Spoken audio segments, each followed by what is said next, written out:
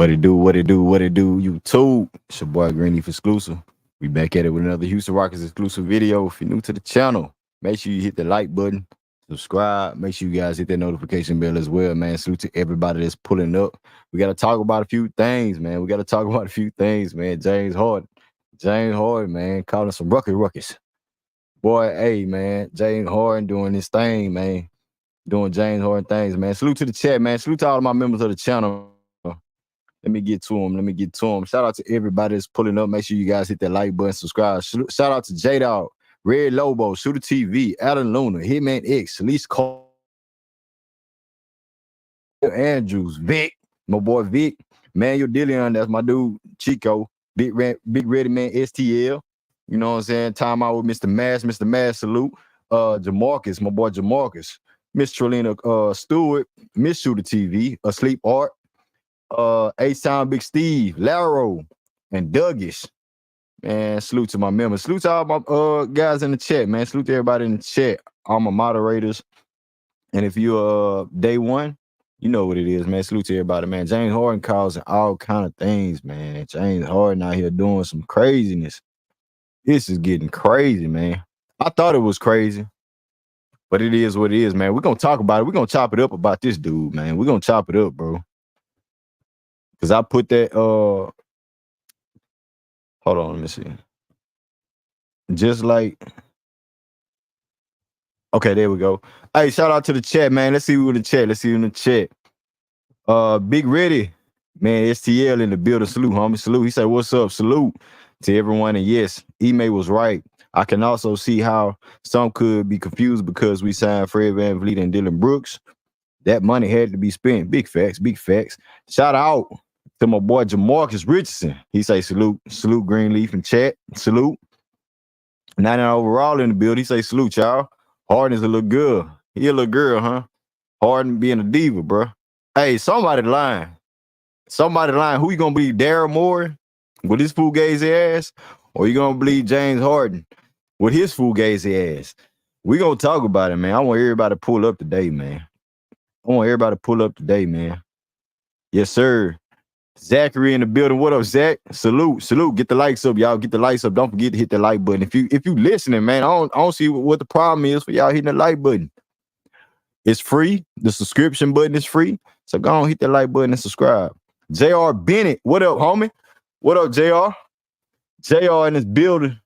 JR say salute and salute Greenleaf in chat. Dodge a bullet with this one. Hey, man.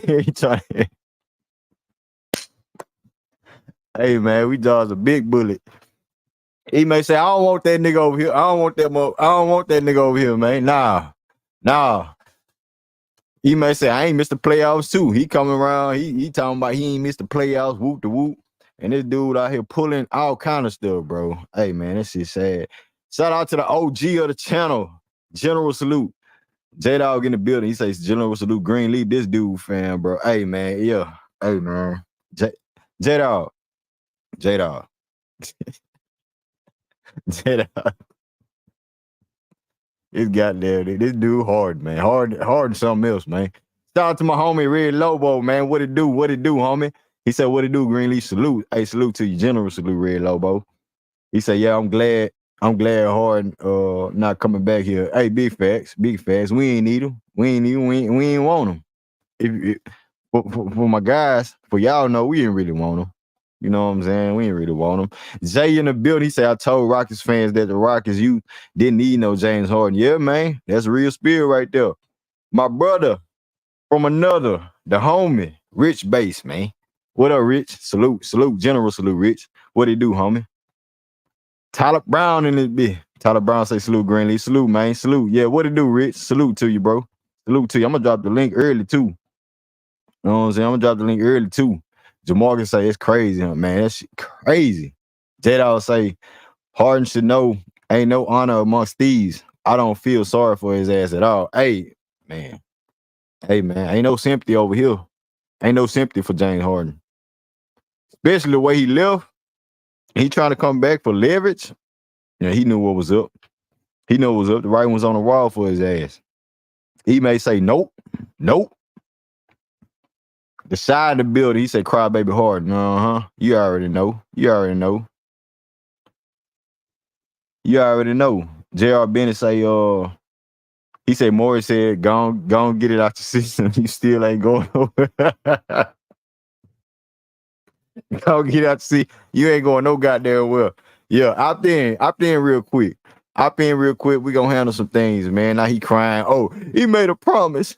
He made a promise to me. I took less money. Yeah, $2 million, huh? Shut your ass up. Shut your ass up, Harden. Hey, karma's a mother. Karma's a motherfucker, bro. I ain't gonna care. He looking like John Wall now. He looking like we're gonna get. Hey, I'm gonna chop it up real quick. Romeo in the building. He say salute, Green. Salute, bro. Xavier say laugh aloud. James Harden, aka Mr. Titties over titles. Hey man. Titties over titles. His titties, not them strip club titties no more. He gonna pull out his titties in training camp. You know what I'm saying? To fight his way. James Harden, titties over titles. What it do, Vic? What it do, homie? What it do? Salute. Y'all get them likes up, man. We got over 35 people off the rip. We almost 10 minutes into the video, man. Y'all get them likes up, man. Get the likes up. Get the likes up. Salute, J-Dog. Yeah, titties over. PJ Parker in this bitch. He say, good call, Ime. Yeah, hey, we're gonna talk more about Ime, because you know what I'm saying? They saying, oh, we making some bad decisions. Fire sale. All this fugaziness going on. Don't know what the hell they talking about, but Ime Udoka know what the hell he doing, though. I guarantee you that. See, y'all in y'all little ways about Ime Udoka because he fucked around on somebody else's wives and doing this and that, but ain't we supposed to be a forgiving country, a forgiving people? Hey, man, that's another story, man. It is what it is, man. Let's move forward. Alex in the middle. What up, Alex? Salute, Alex. Salute. Who is this? Logic. Logic say salute to Greenleaf and the Bugs. Man, what's up with it, G? What's up with it, G? Salute. We gonna get to it. Oh, there you go. There go my dog. What up, King? What it do, King?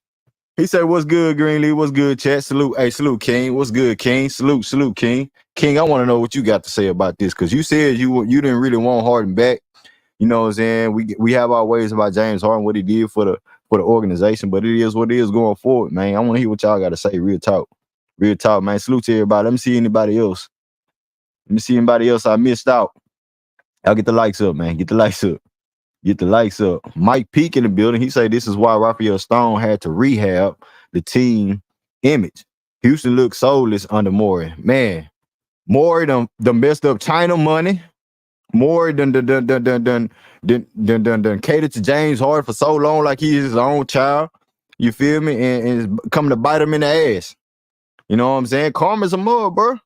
Karma's a mud. So somebody lying. Is James Harden lying or is it Daryl Morey? I think it's both of these suckers. DeQuan Adams in the building. He say, laugh out loud. I bet you wouldn't be happy either. You can't tell me if you would. Hey, man, I ain't gonna lie. But y'all already know I got snipers everywhere. You know, they sit on top of that building waiting, sniping, waiting for y'all to fuck up. Wait for y'all to mess up. You know what I'm saying? Let's get it. Shout out to my boy, Sniper D-Lo in the building. Sniper in the building. Shout out to Alan Luna in the building. Salute, Alan. He say salute, trust in Ime. I'm trying to tell him. I'm trying to tell y'all, man. Real talk. Trust in Ime, man. Trust in Ime, man. So let's get to it, y'all. Let's get to it. I'm going to drop the link as well. I'm going to drop the link real quick. Hold on, let me get it. So, yeah, man, y'all pull up, family. Pull up. Y'all know what it is. Houston Rockets, everything. If it's got something to do with the Rockets, you best believe I'm going to be there. I'll be there, man. Oh, my boy Reg in the building. What up, Red? Red say James L.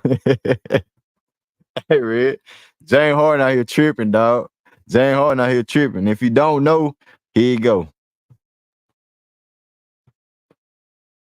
Morey is a liar, and I will never be a part of an organization that he's a part of. Let me say that again. Daryl Morey is a liar, and I will never be a part of an organization that he's a part of. Daryl Morey is a liar, and I will never be a part of an organization that he's a part of. Let me say that again. Daryl Morey is a liar, and I will never be a part of an organization that he's a part of. I got the squad pulling up. Man. They got something to say about this, man. Hey, we're gonna do it like this. I wanna let y'all hear what the squad got to say. And then you know what I'm saying, I'm gonna interject and do everything, but slightly real quick.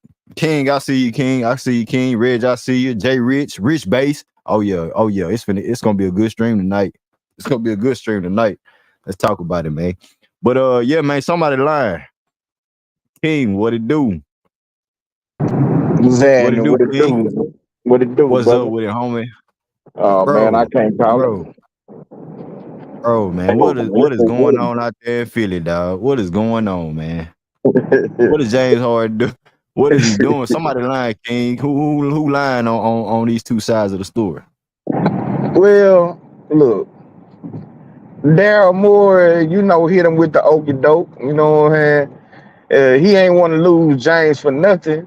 He knew he wasn't gonna pay him, but at the end of the day, he ain't just want him to walk away. I mean, they gave up a lot to get him.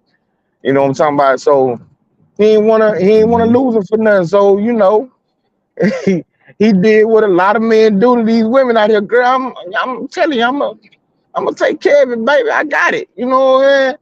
And he hit him with the okey doke and got James Harden to, take less money last year. Then he backdoor got James Harden to opt in this year. And it's like, hey, unless I get what I want, then you just gonna be here. And so James, Mhm. he basically throwing a temper tantrum, going out calling the man a liar. You know what I'm saying? Hey, Like dog, I this did ain't not expect that shit, bro. I'm thinking this is Jay Harden, Daryl Moore, damn near father figure to this dude, bro. He got man, I would hey, never play for this dude, man. bro. Usually you hear this come from they representatives. They come from an agent. You know what I'm saying? They come to Mhm. somebody and that deal with them. Financially or professionally. He said it himself out his own mouth. So that's how I know it's a temper tantrum. He feel like he ain't got no other card to play. You know what I'm saying? Other than to come out and just flat out call that man a liar. You know what I'm saying? In front of cameras and everything. So at the end of the Called day, him a man, straight up liar. Harden gonna be moved. They ain't gonna really have no choice. You know what I'm saying? Because this is ultimately a bad look. And he bot ain't gonna show up.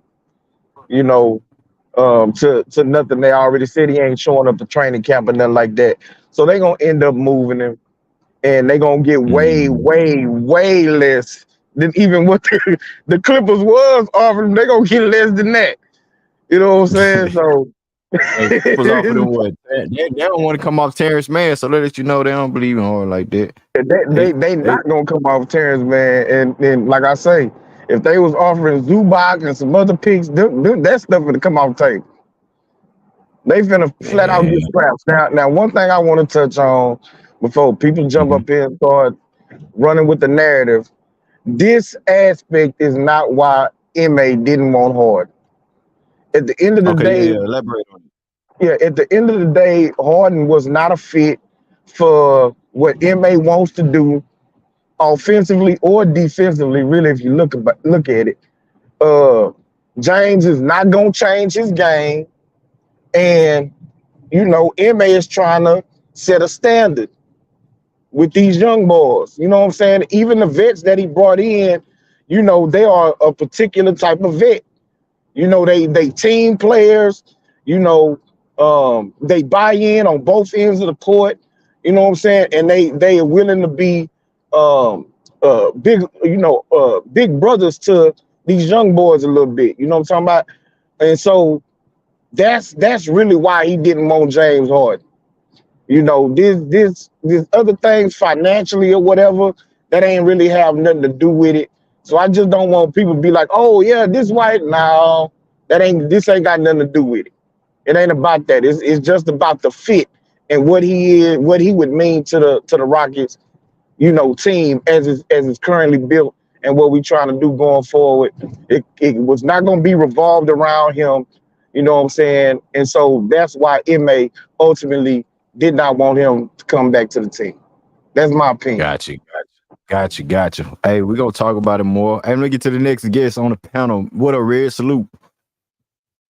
What's up, everybody on the panel? Salute, homie. Jane Harden, what you got on it, man? What you got on this situation, bro? Man, I'm not gonna touch on like the aspect of us and him in the rumors of him coming back. I think King pretty much touched on that, but I'm gonna stick with the because I ain't got nothing to add. He pretty much hit the nail on the head with that. But the actual situation, bro, Daryl Morey spit that game to him. You know what I'm saying? And whispered sweet nothings in his ear, and he believed it. And this on him, bro. Like, and to be honest, he ain't the first person. This recently happened to Jordan Poole. Mike Dunleavy came out and said, we ain't trading you. 3 days later, the motherfucker was on a jet to Washington. So it's unfortunate these things happen, but at the end of the day, you got to put the blame on him and his agent. So whoever, I don't know if his agent and Morey was in some backdoor deals or him, because if you look at the CBA, technically, if there was some verbal non-contractual agreement, that's technically against the collective bargaining agreement rules, right? So you can't be doing that under the table shit no more, taking less money and shit like that. They and Reg, they was on investigation last year because of that. Remember that? Yeah. And when that happened, they was on investigation supposedly.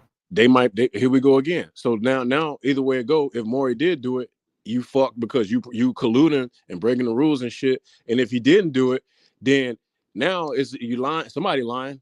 And so now moving forward, you believed him. So like you believed him and you signed it. You can't prove that he did that. Morey's not gonna come out and say, yeah, I said that shit. No, you can't prove it. You didn't get it in contract, you didn't get it in black and white. You took less money, you did the 1-and-1, right? So now you do the 1-and-1, you come back, you play, you don't play, maybe you play 60 games, you didn't play a full season, you wasn't really in shape, you're getting older, you had I won't say a meltdown, but you underperformed the playoffs, you weren't consistent, and then y'all didn't even get to a conference finals. So now you don't rate the max because your play doesn't deserve the max. Your trade value is damn near zero. The Clippers don't want you. The Rockets didn't want you in free agency. Nobody wants you. So now you got to come crawling back. And now because of the new CBA, Morey he checkmated him because now with the CBA, if he don't report to camp, his contract could be potentially voided. And because the Sixers, I was talking to some other dudes about this shit, the Sixers, because Tobias Harris making $40 million this year on an expiring contract, they can't contend because their contract is too fucking, you can't do nothing with that shit. So now this season is basically a wash with or without Harden. So Sixers got all the leverage, bro. Because Embiid, yeah, they do. They got all the leverage because they got to get Harris off the books, and then they still got to pay Embiid. And if Embiid say, you know what, I want out of here. So either way, they're either going to rebuild around Embiid with new pieces and rebuild the roster, or if Embiid wants out, they're going to trade him and do another tank job. So Harden, either way it go, doesn't fit in that plan. And because they would like for him to play, right, sell tickets, stay competitive, shit like that, save face. But if you don't want to play, stay your ass at home. We void your contract. You can't do shit because you broke the rules. Either way it go, you broke the rules because you did an under the table deal. You did a crack deal with Morey, or you break the rules because you don't want to report to training camp after you signed his contract per the new CBA. Bro, you signed this shit. You have some accountability. Be a man. And this is what happens when you shake hands and you know, my dad always told me, yo, you got your balls in your word, right? So if you don't have integrity and you doing this shit, eventually it's gonna catch up with you. Somebody, you try to game the game, somebody gonna game you, bro. You know what I'm saying? Morey came in that game. Morey know you. Morey know how you move. Morey knew you was lazy. Morey knew you was out of shape. Morey knew you wasn't gonna last the season. Morey knew you was gonna flip on him. Daryl Morey knew that shit. So what'd he do? He said, all right, come on over here, bro. We got you. He flipped you. He used you. And then they toss your ass back out to the streets. And the streets don't want you. So now you crying. They don't want you. They don't want you, bro. You used up. You know what I'm saying? It's like these shorties, you know what I'm saying? I had my fun, now try to settle down. No. You stay your ass in the streets, shorty. You know what I'm saying? Hey, you know. Hey, real quick. Hey, Reg, I ain't know Scarface was your daddy, man. Shout out to Face Mall, man. Hey, shout out to Big Tone in the chat. Salute, Big Tone. What up, Unc? What up, Unc? Hey, y'all get them likes up, man. Let me get to the next guest. Cause we cooking, man. We cooking. We all gonna engage on this topic. Hey, Jay Rich. Who's it? Jay Rich? Yeah, Jay Rich. What's good, Jay Rich? What you got on Harden and Ime Udoka making the right decision by now on Harden in Houston? He sure did. Shit, like damn. Everybody said good points, man. Everybody stressing on. So I don't know, bro. A lot of us just gonna be saying yeah and XYZ, but King hit the shit. Manza just said after he hit it on the age and knowing what he bringing on defense and offense, like shit. Ain't nothing else to really say. Everybody really just capped on the right thing. We can just go on and on about how he just ain't the right fit no more. But shit, other than that, y'all said it, bro. Good shit. Big fat. Hey, it's gonna get even crazy. Watch. It's finna get crazy, bro. It's finna get crazy. Hey, Rich Base, what's good, bro? What it do, bro? What it do, man? What you got on it, man? What you got on? I know you finna cook. Shit, pretty much, bro. Like Zay Rich said before me, bro. King Rich basically hit, you know what I'm saying, basically made all the good points. But I gotta respectfully disagree on something. I think because Daryl Moore, regardless of what we believe right now, what the outcome is and what it's looking like, Uh-huh. James Harden was Daryl Moore and James Harden, they was boys before he got to Philly, bro. That was his ultimate destination to get to. I think what happened was Daryl Moore intended to pay James Harden this extension.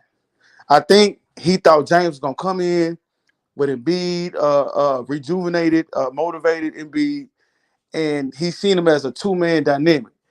And I think initially, yeah, because he always came through for Harden when he was in Houston. We always seen it, extension after extension, paid the man. I blame Yeah. James Harden, bro. Period. He didn't Uh-huh. he didn't play to his potential. Every year he flame out in the playoffs, bro. So I don't blame nobody but him, bro. You came in out of shape. You did like the caller said, like whoever said it. Karma. I think Red said karma's real, bro. He did it to Houston. It came back around to him. But I think they're more intended to pay him. But I think them owners didn't want to pay him, bro. That's what it is. He was so used to having his way in Houston. The ownership is a different regime in Philly, bro. That's not his team, bro. That's Embiid team, fam. That's Embiid squad. Yeah. So regardless of what Daryl Moore might have told him, it was up to the ownership to pay that man, bro. Philly didn't want to pay him, bro. They not finna settle for that dog. You know what I'm saying? Houston, you gotta think he came to Houston. He was Houston's lifeline, bro. Remember, we wasn't shit before James Harden, bro.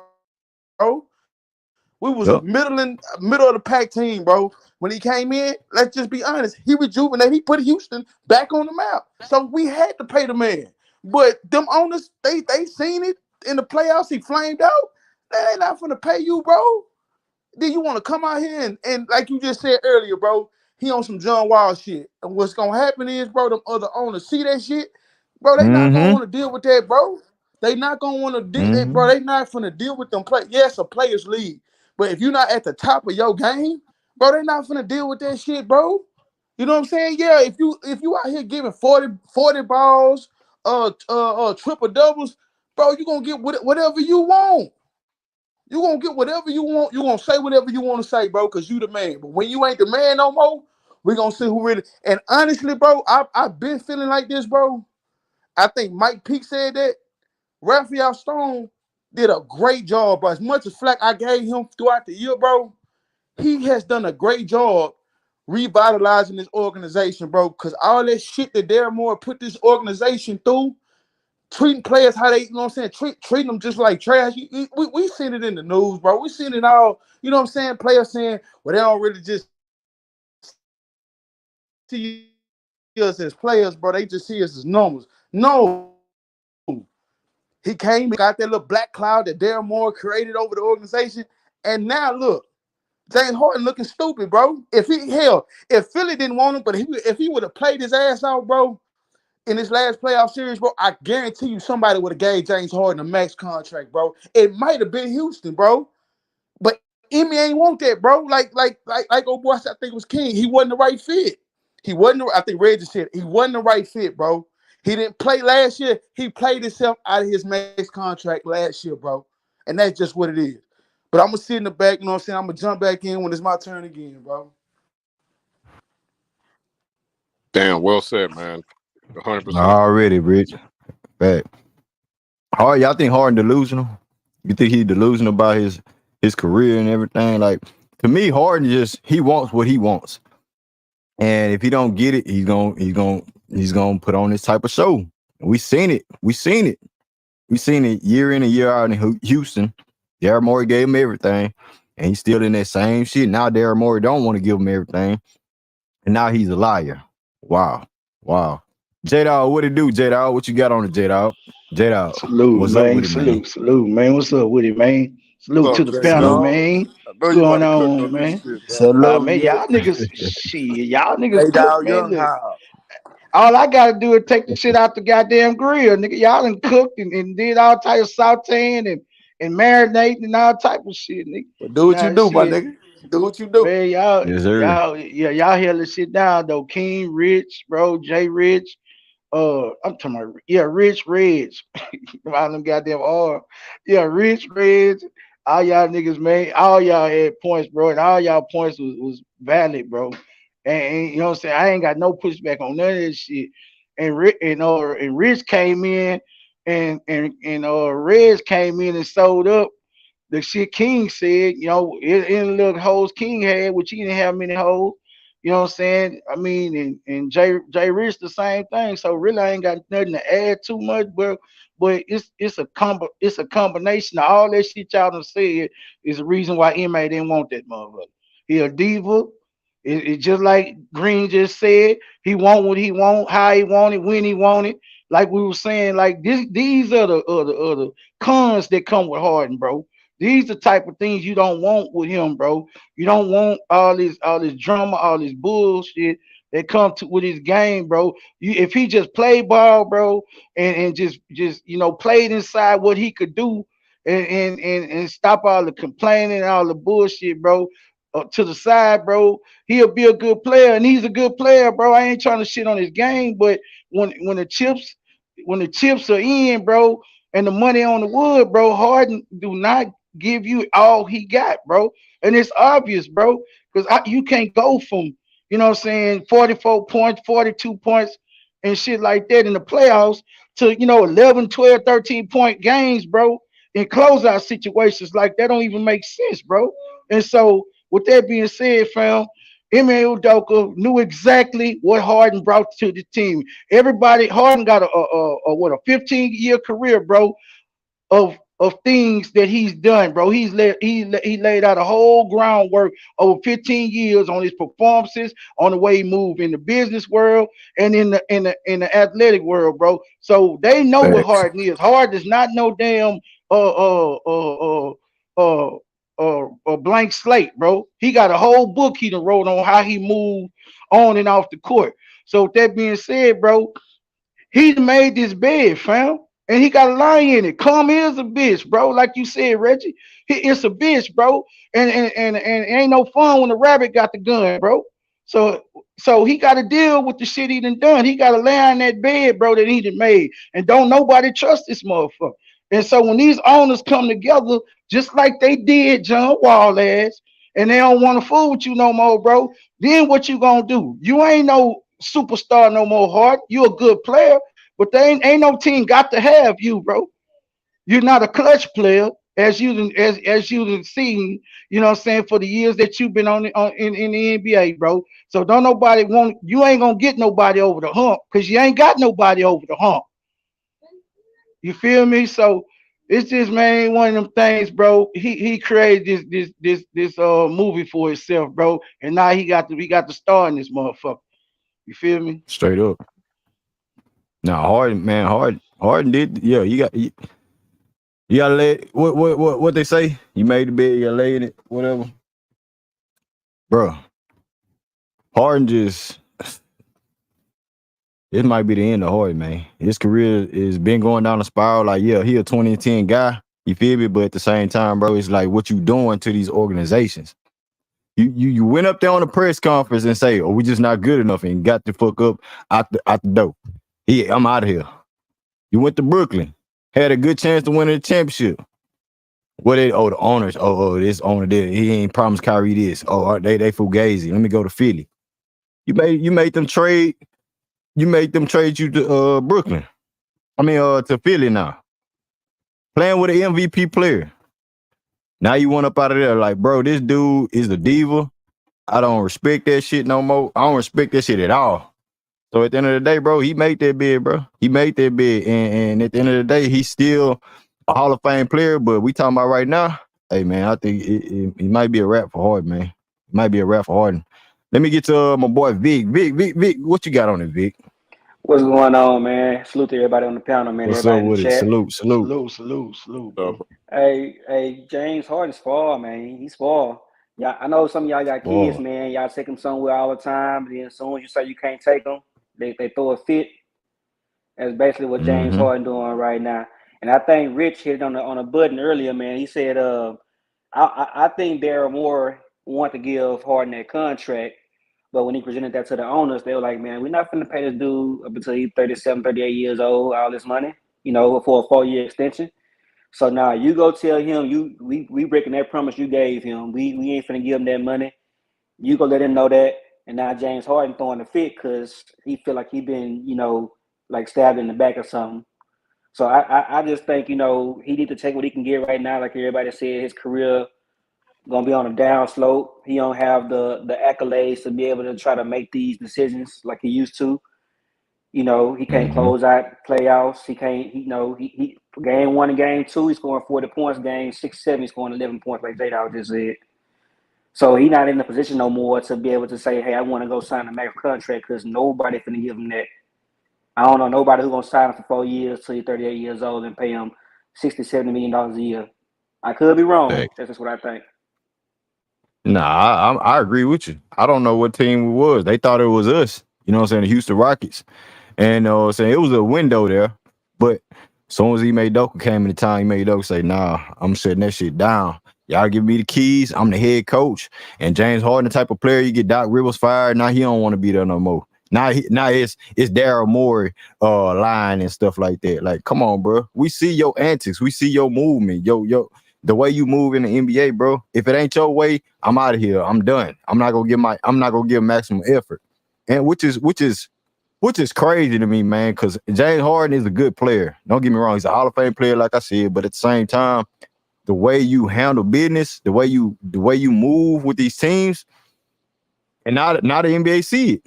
You know what I'm saying? We seen that he probably ain't show up in crunch time games and stuff like that. But when it comes down to money, we know that's what you about. And you thought you was gonna have an easy payday with the Rockets, and Ime Udoka shut that shit down. I want to ask all y'all on the panel right now, how y'all feel about Ime Udoka and his decisions for this team going forward? Like, is he really making the right decisions? Because people saying he's dumb. The Rockets dumb for signing Dylan Brooks, paying Fred VanVleet this max amount of money, whoop the whoop, and and going forward, how y'all feel about Ime Udoka's decisions? I think we're gonna have to wait until at least the preseason to really like give a fair assessment. At least in my opinion, because I watched some of them international games. And Dylan Brooks, he ain't looking too good out there. Now that may be because of the team and the competition, but yeah, he was getting cooked out there by Germany, Dennis Schroeder.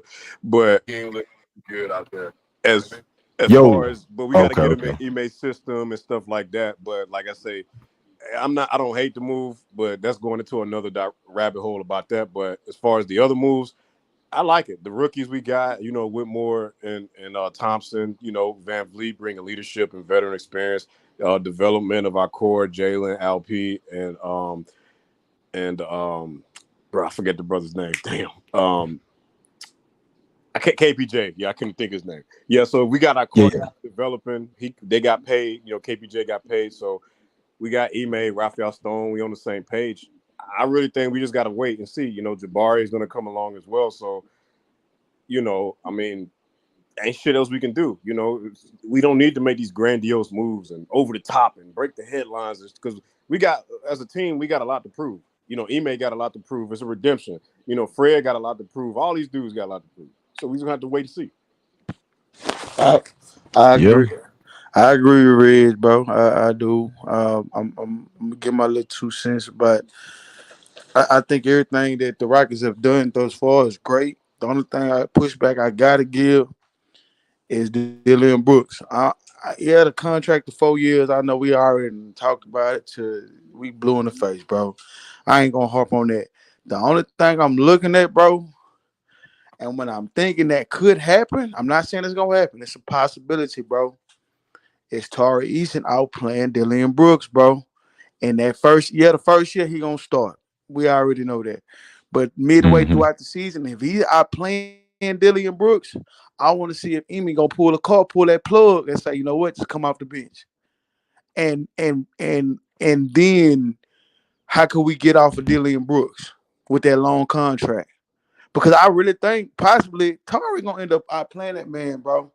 I really do. Now defensively, right now, because he's been in the league longer than Tari, he gonna look better defensively. I get it. I get why they went and got him.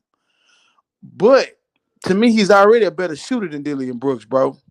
He's already Mm-hmm. his gravity holds more weight to me than Dillon Brooks, bro. Even right now, just his second year without even all that playing time. But we gotta wait and see because Torrey could flame out. We don't know. But mentally, what I'm thinking, if Torrey end up outplaying him, what is Ime gonna do? You know what I'm saying? Yeah, Midway through the yeah. season, if he's I outplaying yeah, him. I get that, bro. Hey, if y'all want to donate to the channel, it's $ X Greenleaf in the cash app. If y'all want to donate to the channel. But Rich, I agree, bro. Like I think that's the plan. You feel me? I know we signed him to what a 4-year deal, right? And Tyrese, and this will be his second year. So going forward, we looking at Tyrese to be that starting three. You know what I'm saying? Hands down, Tyrese. So we looking at like the what can he produce right now as far as a starter at that position. And he got the edge on Tyrese, but I'm with you. I'm with you. Tyrese gonna end up outplaying him because he was showing like he outplayed him. I mean, Tyrese's numbers look good last year coming off the bench. You feel me? You know what I'm saying? We seen the double doubles, the 20 and 10s off the bench, bro. So at the end of the day, I think that's the main goal. And that's the game plan going forward. I just don't think that they ready right now as far as like winning. Dillon Brooks been in situations playing with Ja Morant and Jaren Jackson Jr. That's why he decided on himself to come to Houston, playing with Jalen Green and Al P and Tyree Eason and Jabari Smith Jr. as well, because he sees something in them just like he see those guys in Memphis. So I don't disagree with you at all. I don't disagree with you at all. But as far as Ime Udoka, man, Ime Udoka, I just think he making the right decision. And Raphael Stone, the players that he drafted, they on the same level as well. It's on the same level as well. They doing a good job as far as a 3-year rebuild stage. Like people want to make it seem like it's been 10 years, 5 years. It's been a quick turnaround to a certain degree. Not for me, because I've been calling these goddamn games, Yep. calling winning and losing games and stuff, but I'm just showing my support of the team that I love, you feel me? And the team that we rock with, you feel me? Night in and night out. So at the end of the day, bro, I just think we're going to come out that darkness and come into the light. We got to play in season tournament. And, Ime Udoka said himself that he never missed a playoff. So who we going to trust in, Ime or James Harden? You feel me? Yep. If we want to do that. But now that James Harden coming out and doing this, Daryl Moore is a liar. Hold on, I'm gonna play the clip real quick for the people that didn't hear the clip. Somebody got an echo. Morey is a liar, and I will never be a part of an organization that he's a part of. Let me say that again. Daryl Morey is a liar, and I will never be a part of an organization that he's a part of. But James Harden, did it take you that long when you wanted a max deal to call Daryl Morey a liar? Was he a Hey, Green, liar? ain't What's up, Vic? my bad, That's my bad. optics. Ain't That's he in optics, China? man.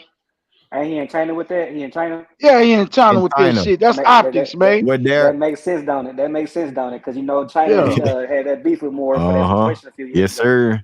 Hey, it yeah, wasn't just Houston, Vic. It was the whole NBA that he fucked up. yeah. You know what Yeah, I'm he saying? It was the fucked up the whole money. NBA that Daryl Morey messed up. Yeah, Messed up the he money for fucked the up whole the money. NBA, the marketing and everything. Mm-hmm. Now that was optics, Greenleaf. That was optics. He Mhm. did that shit for a reason, bro. That was all drama filled, bro. He did that shit in China because he know they hate damn more in China because of that Hong Kong we stand with you statement he made on Twitter. You feel what I'm saying?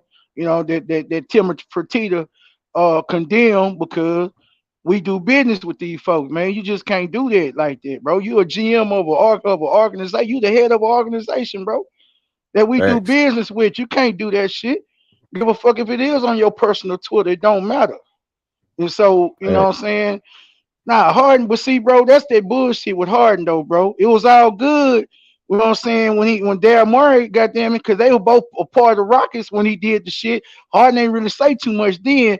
But now you over in China talking down on the man when you can't get your way. Now the man telling you, just like y'all said, bro. Rich, he laid that shit out perfectly, bro. He did want to get the boy that money, man. But in hindsight, you look back at what he did in Philly. He came over there, bro. But guess what? Philly looking at him like, yeah, we ain't Houston, nigga. We ain't got no 9 years. Goddamn it, hey, you gotta come over here and show something. We ain't rocking with you like that. Now you show that you still worth that, then yeah, we'll give you the bag. But you gotta prove to us we ain't going on no track record. We want to see what you gonna do on this track right now.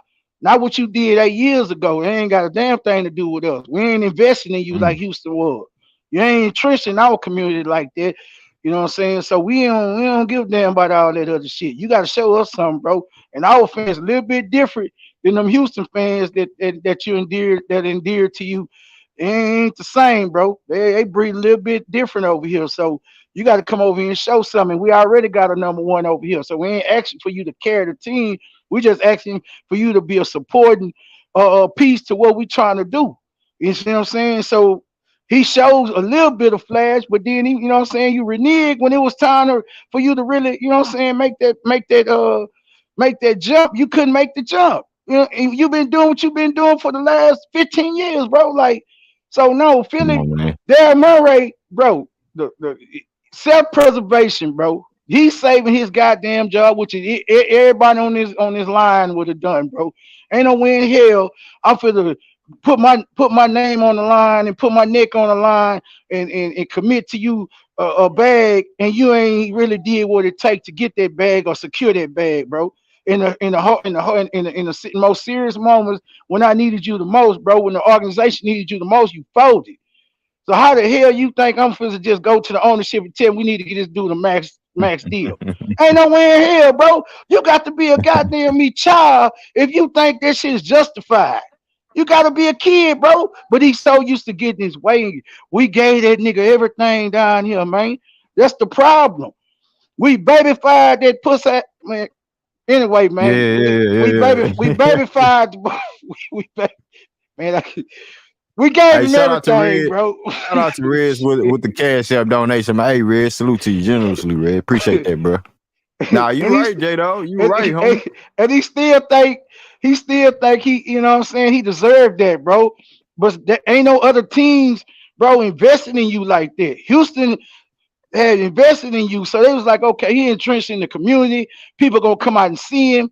You know what I'm saying? He got the stripper game on lockdown here. They retired his jersey, so he got a whole community of people who rocking with him on a whole nother level other than basketball. So we could work with that for as a financial, but bro, it became too much to deal with, bro.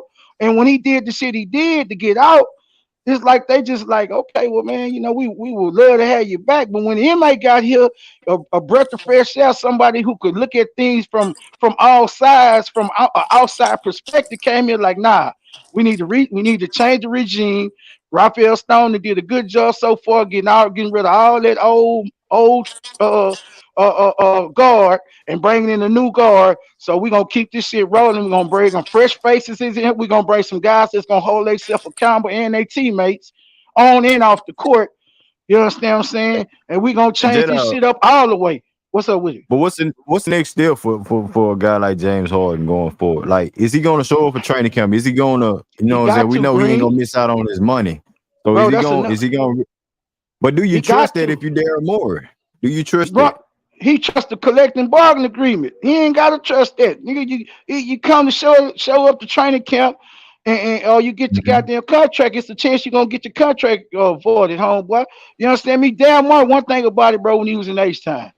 Murray know how to play that goddamn CBA. He know how to play that. He know how to use that contract, bro, to get what he need to get, bro. He know how to use the salary cap. He play around, bro. He play on the perimeter, bro. You understand me? Daryl Morey play on the margins, bro. He gonna do every little thing to the letter. He gonna play that shit. You know what I'm saying? That's an MIT grad, bro. This dude is intelligent, bro. when it comes, especially with the numbers, especially with the verbiage, man, how to manipulate this shit, bro. So Morey know what he doing. He know, so he baiting Harden with you know what I'm saying, and Harden really falling for the bait with these inflammatory ass shit he doing. He setting himself up. He could just shut the fuck up, come to camp, get hurt, and sit his ass down. Can I? Now, go ahead, go ahead.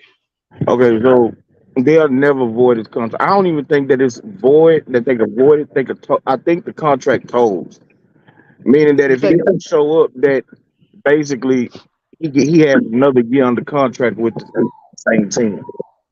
You know what I'm saying? I don't think it void, but they'll never void it because that would fall into the Harden's hands where he then becomes the unrestricted free agent. But he can't. But see what you got to understand. He does the new CBA. He don't become a unrestricted free agent, bro. He stays under that team's control. They can't move him, bro. No, I'm talking about you said that they avoid the contract. If He you void void the money. Yeah, so if he don't come to camp, bro. If he don't play, he not gonna get that 35 million. He can't play basketball again. So And like he can't play basketball he nowhere can't else, bro. he can't even play overseas and nothing like that. Like if he say I'm gonna go to Canada and play, he can't do that. The Sixers own his professional rights, but at the same time he's unemployed and not getting paid. So it's a real messed up situation. That's why I say more Somebody, than this. that don't sound.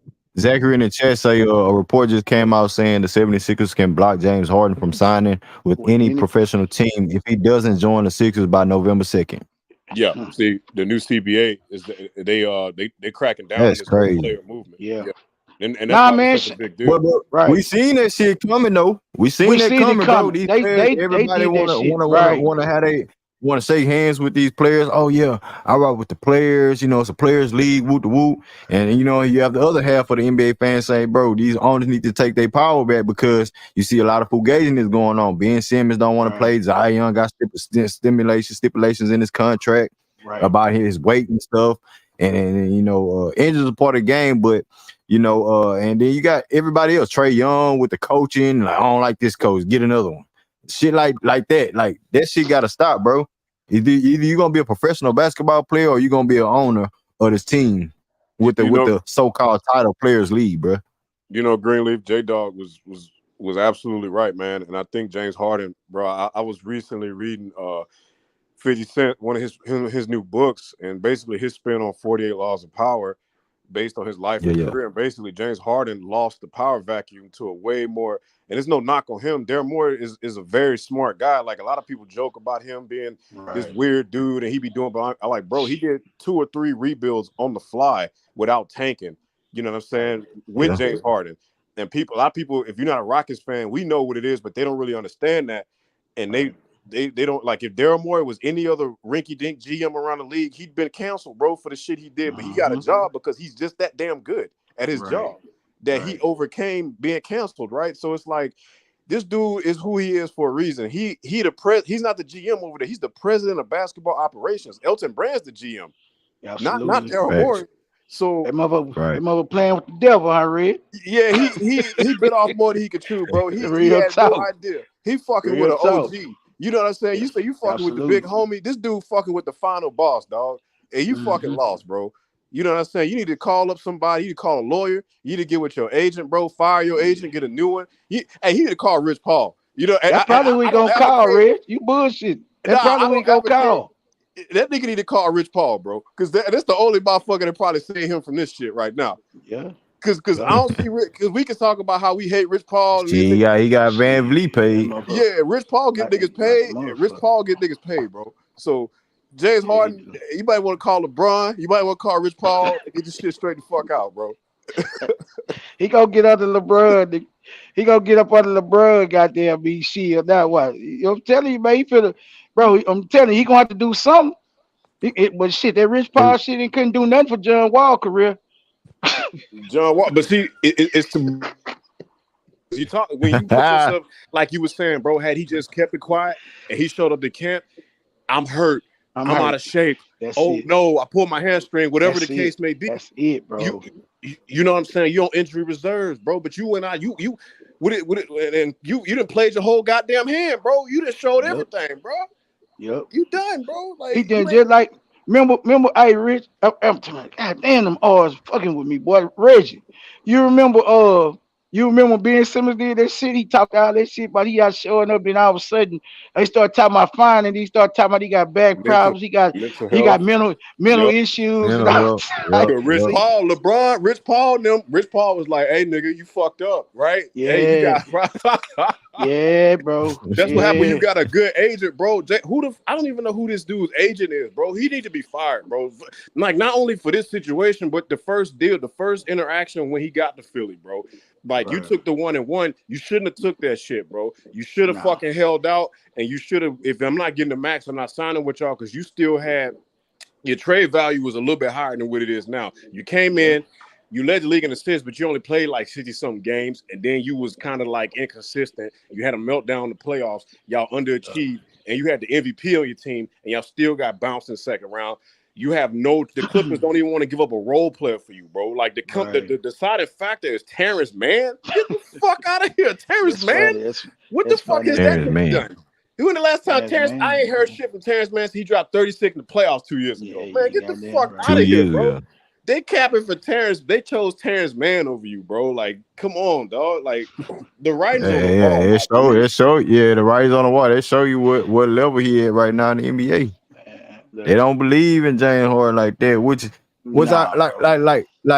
and to Harden, you a 20-10 guy. You ain't even an all-star. Drew Holiday beat you to being an all-star. So that could come in handy, you know what I'm saying? As far as like he gotta look himself in the mirror, bro. James Harden have to look himself in the mirror. That was a And I thought it wrong. was gonna help out. And he out there in China talking about I don't want to play for Daryl Moore or whatever organization that he's in. Like I don't know what he's gonna do to dig himself out this hole. Everybody in the NBA community knows where James Harden stands. He's a third fiddle, bro. He's a third string. That's probably why he wants to go over there with Kawhi Leonard and Paul George, just to be a third string type of player. You know, even in Brooklyn, they had a chance, but dudes got hurt.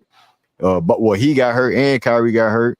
And he's sitting up there drinking smoothies, watching KD put up triple double, 50 point triple doubles and shit, sipping smoothies on the sideline, like don't give a fuck. Then he came back, you feel me? But he was just out there just for show. You feel me? Like, I don't get it, bro. I don't get it. James Harden, it might be the end of the road, man. It might be the end of the road, bro. Hey, Green, I Even Westbrook, they say uh-huh. his mama his agent, bro. It makes sense now, bro. You know, Draymond Green had that same problem, but he got off that shit. He Yeah, called Rich Paul. You know what I'm saying? Like, bro, you can't. facts. If I'm not saying because like Lamar Jackson is working for him, but it's not on a case by case basis. You can't really do that shit, bro. I mean, if it's not working, bro, you can't. Your mama can't.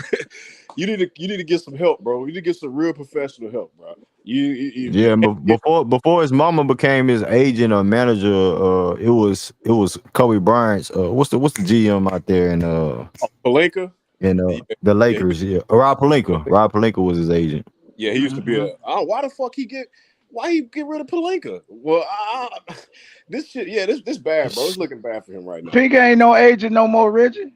Yeah, no, I'm saying, yeah, I know he a GM Yeah, I now. think no, I think he got rid of him before Rob Oh, Pelinka did it? became a GM. But Yeah, I it's think so. I easy think so. I don't for know if it was in the same time frame. but see, it's easy, but bro, to y'all point, it's easy to represent yourself, bro, when you a top five player in the NBA, top five, top 10. Like, I mean, really, like negotiating ain't really that hard. You making all NBA teams and shit like that, bro. You get max money. Like, it's not that hard, but when you on the now you being marginalized, your game has fell off, bro. You starting to get injured, every year now, little nagging, little injury because you ain't been in condition, what I'm saying, like you should have been taking care of your body year round.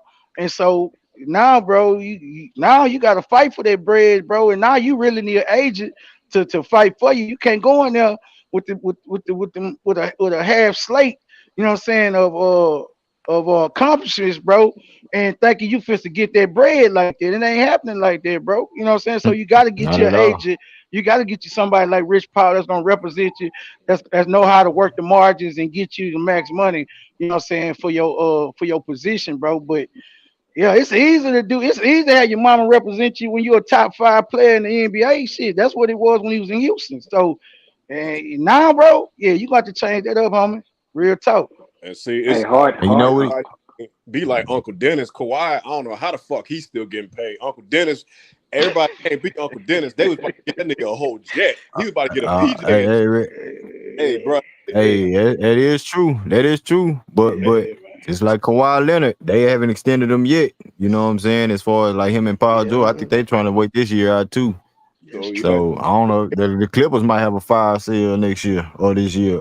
We don't know. We don't know what they thinking. Hey, But I that's what Jerry y'all also West say. would have They made that move. Jerry West is elite as far as like building up a team. So I don't know. Personnel. You can't count out Jerry West. What you about to say, Vic? I was saying also Harden decided he wanted to get like a friendship with Daryl Morey, and it backfired on him. You yeah, can't be friends with your boss. should have You kept can't. Nah. Hell no. You gotta Yeah. pick a side, dog. For real. Yeah, you got to he should pick a have kept side. business, bro. And Daryl Morey, like, and I don't do like just looking at Daryl Morey, not even take the whole ethnicity component out of it, bro. He's just not a dude I would just want to be friends with. Like, just looking at him, he's not a guy that I don't and, you know, I don't. Hey, he's not a guy that I just look at and be like, yeah, I'm gonna have a beer with him. I'm gonna watch the game with this motherfucker. Like, no, like, you know what I'm saying? It's strictly Bro, professional. Yeah, bro, he treated Didn't he? because we right though, because he's one of them guys, bro, that think he's the smartest man in the room, bro. So he gonna be arrogant. You know what I'm saying? He got an arrogant ass persona. His whole energy is like, you don't know shit, I know everything type of mindset. And bro, he's condescending, bro. And so you can tell when he do interviews and shit, you know what I'm saying, how he is. And then you gotta think about it, bro. When he was running the organization, when he was here, bro, the things he did, bro, he didn't nobody matter but Harden. Everybody else was just a number to him, bro. And he yeah. treated them, and he, just pieces, just get it. I'm gonna trade you, cut you, and bring this guy. I mean, just bro, and he it really was no. He treated guys like just pieces, bro, just like numbers, and He playing only chess. one. He Right, right, playing chess out there. You the rook, you the knight, you the bishop. He making them exactly, is a piece on his chessboard, bro. And you just right, he look like he just plotting something. Like he just bro. always up to something, bro. So he was ready for this shit with Harden, bro. He knew. He And probably knew how dumb James Harden is. And this ain't no disrespect to the brother. It's just that, bro, you might not be the most intelligent brother in the room. Like, it's some smart brothers in the league. James Harden, you know what I'm saying? Like, as much as we get and LeBron James, we can say you can say what you want about that nigga. He this, he that. That nigga's a smart nigga, bro. Because LeBron James, I guarantee yeah, LeBron James wouldn't be in this. Yeah. I have to give him to. I have to give it to him. Red. He is a business man. LeBron move. Yeah, He make moves. He make moves. He playing out his moves basically like that. And He yeah. playing out every situation. Nah, he every do. nigga that fuck with LeBron James, get on, bro. Even Draymond Green, I don't think Draymond Green that smart of a guy, but that nigga smart enough to know that I need to get with some niggas that smart, right? So, Yeah. you know what I'm Hey, saying? and that's how smart he need to be, bro. I Hey, think if that's it. what they say, if you the smartest dude in the room, that's a Yeah, problem. So he took yeah. his dumb ass into a room with some smart cats, and now Shit, he did it twice. He got paid twice. Now, was it bro. dirty? Yeah, Was it foul? Was it yeah. fucked up how he did it? Yes. But at the end of the day, he ain't the one left with the L. Hey, KD it's caught the about L. Jordan Reggie. Poole It's all about Mhm. self-preservation, bro. At the end of the day, bro. and James Harden, bro. But Draymond Green seen the forest before the trees. He knew he was over the hill. You know what I'm saying? Draymond wasn't delusional about this shit. He never will admit Nah, it, you know. but he knew Yeah, it. James Harden living in a fantasy world, strippers, tricking, little baby, concerts, Travis Scott flying, Instagram bitches, Michael Rubin, white parties and shit. Like, I mean, you know what I'm saying? Like, not taking care of your body, not taking the game seriously. You know what I'm saying? Underperforming the playoffs. And that you still think you still think you 2017 Harden, bro. You still think you 35 and 12, yeah. bro. 36 and 12 or whatever the fuck he was posting up back then. That's not you no more, Mm-hmm. bro. Nah, that's The rule not him, bro. changes. You can't get to the foul line like you used to no more. They changed the rules on you, bro. You never evolved. You never adapted to the situation. Right, right. I know LeBron was smart when he had the Lakers and the Cavs trade for Jordan Clarkson, so he can go sign with the Lakers the next year. Jordan Clarkson with clutch sports, bro. Like I say, bro, I don't hate LeBron James. I'm not a fan of his, but at the same time, I keep it. I call it down the middle. When he fucked up, he fucked up. But when he do, I can't. I gotta give it to LeBron James. You know what I'm saying? This is why he do the shit he do, so he won't end up like James Harden. Because if you don't play your cards right, you end up like James Harden. Now this shit is not like he got done wrong. He did it to himself. Because he fucked around trust. He thought shit was sweet. He thought he was gonna pull an okie doke on Daryl Morey. He actually fucked around, trusted Daryl Morey. Right. He trusted that motherfucker. I think what Green had a question earlier about. Somebody said something about what should Harden do next. I honestly think he need to do what Westbrook did and try to adapt his game differently from what he's been playing. Try to take less money. Try to reserve his career later on down the line because what he's doing right now ain't gonna work. That's sad. It ain't, bro. It ain't. Even like you say, even Westbrook, bro. It took him a while to understand that he's not the same guy no more, and he even checked his ego to some extent. That nigga was bench. He took a veteran minimum.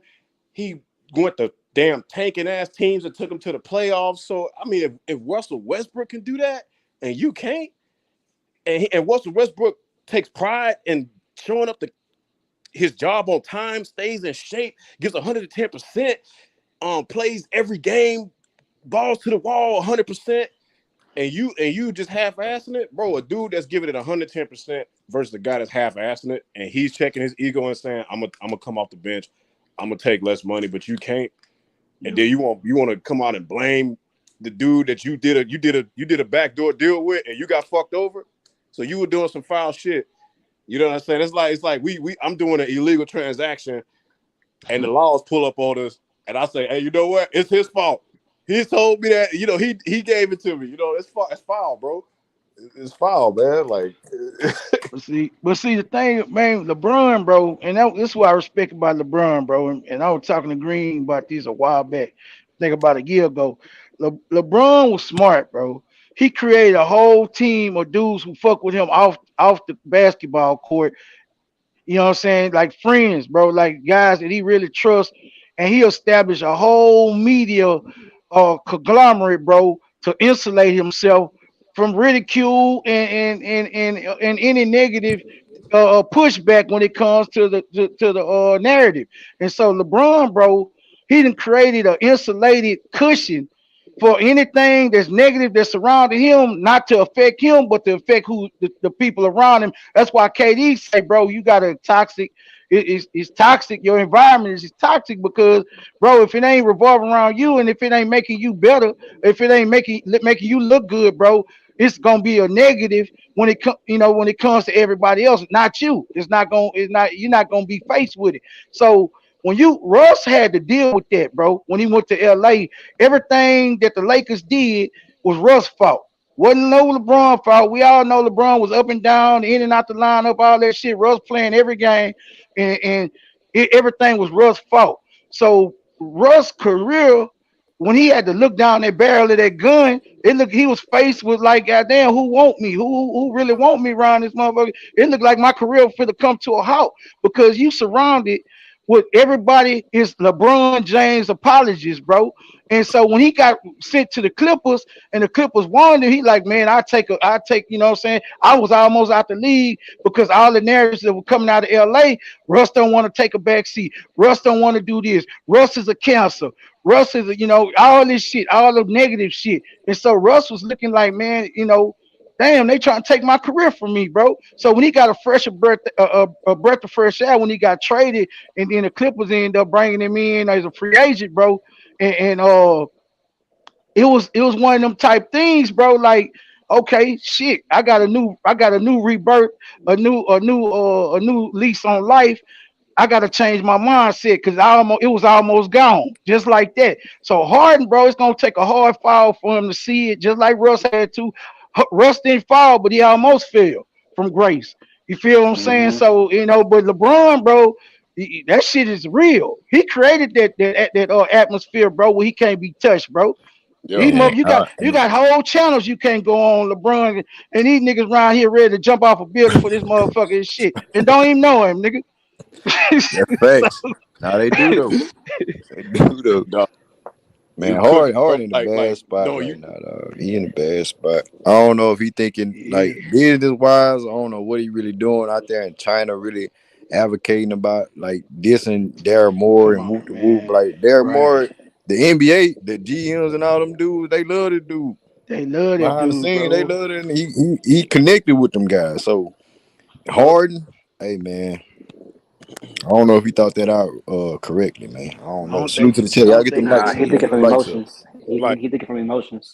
J Dog, Yeah. he hit the nail on the head, bro. Cause like going back to that LeBron James shit as an example, right? If you Yeah, compare it yeah. to Harden, this dude got let's break this shit down, bro. This dude got like he was saying, he got I'm not gonna allegedly, I can't prove this, but it's Hmm. alleged that he got connections in the media. We all know Brian Windhorst. This dude, this Absolutely. motherfucker was covering him in middle school, bro.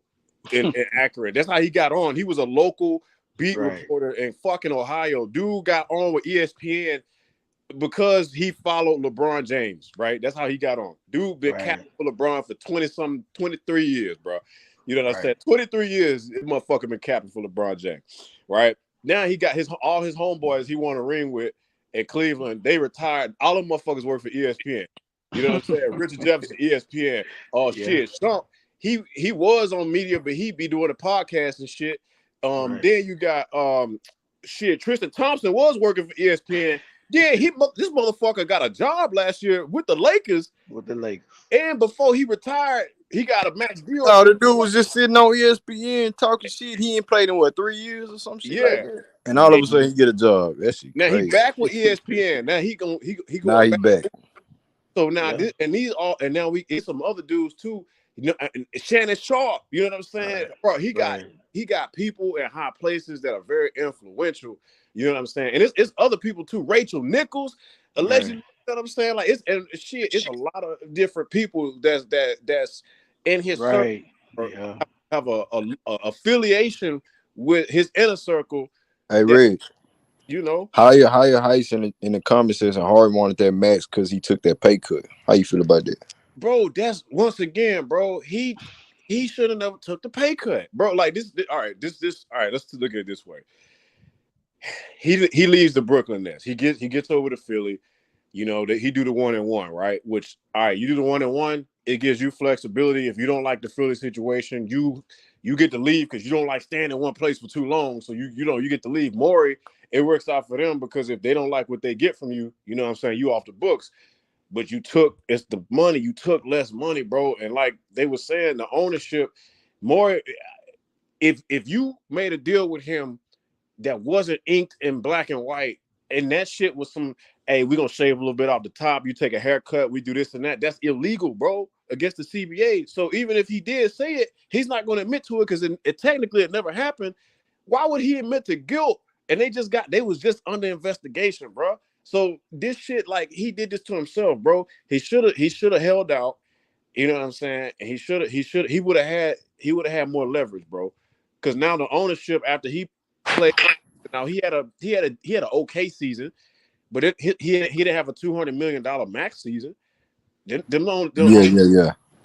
The Rubens ain't about to pay him that. It's Philly, dog. It's championship or bust every year in Philly, dog. It has to be because they would have did the contract off the rip. You know what I'm saying? He thought them 40-point games in the playoffs was gonna solidify him and getting a deal going forward. And I'm gonna wait till the MVP come back. That's what they did. I played every game when I was in Houston when I was the MVP 2018. We went to the Western Conference Finals. You know Man, what I'm saying? But he still didn't show up. You know what I'm shit. saying? After CP3 went down. So I just think Harden was just dog. Well, hey J Dog, you want to talk? Hey, point shaving ass nigga. Man, Ben Simmons, bro, Greenleaf, Ben Simmons got him one game fucking as hard as did, dog. Crazy. But you know what I'm saying? Ben Simmons and Jimmy Butler got him what farther than Harden did. That's what, if Yeah. I'm ownership, I'm looking at it like that. Shit, we had Ben Simmons. Right. Shit, Jimmy Butler took goddamn Miami to the finals, man. Come on, dog. That Like, just show Shit. you. And Yeah. this nigga is supposed to he crying for a max, dog. Come No, on now. ain't no hell, bro. Hey, on top of that, James Harden was going to leave Daryl Morey first. If Houston would have gave that max contract, James Harden would have bounced on Philly. Yup, he would have went to L.A. or he would have went to Houston or whatever team was going. Right. Yeah, And yeah. he would Hey, have do And y'all think these NBA players are really delusional? Like, yeah, they got all the money in the bro, world yes, because the bro, NBA just handing it out to them. But I bro, don't think they just yes. smart individuals, bro. I don't think these they I dudes. really think just. These I dudes don't think it's move, a bro. couple of things, bro. I think it's two. I think they delusional. I think the money with these guaranteed contracts, bro, and they've been getting The years and years fans, of they fan base. they fan base, bro. Just they unconditional. It ain't with the teams no more. It's a fanboy type of atmosphere now when it comes to the NBA way.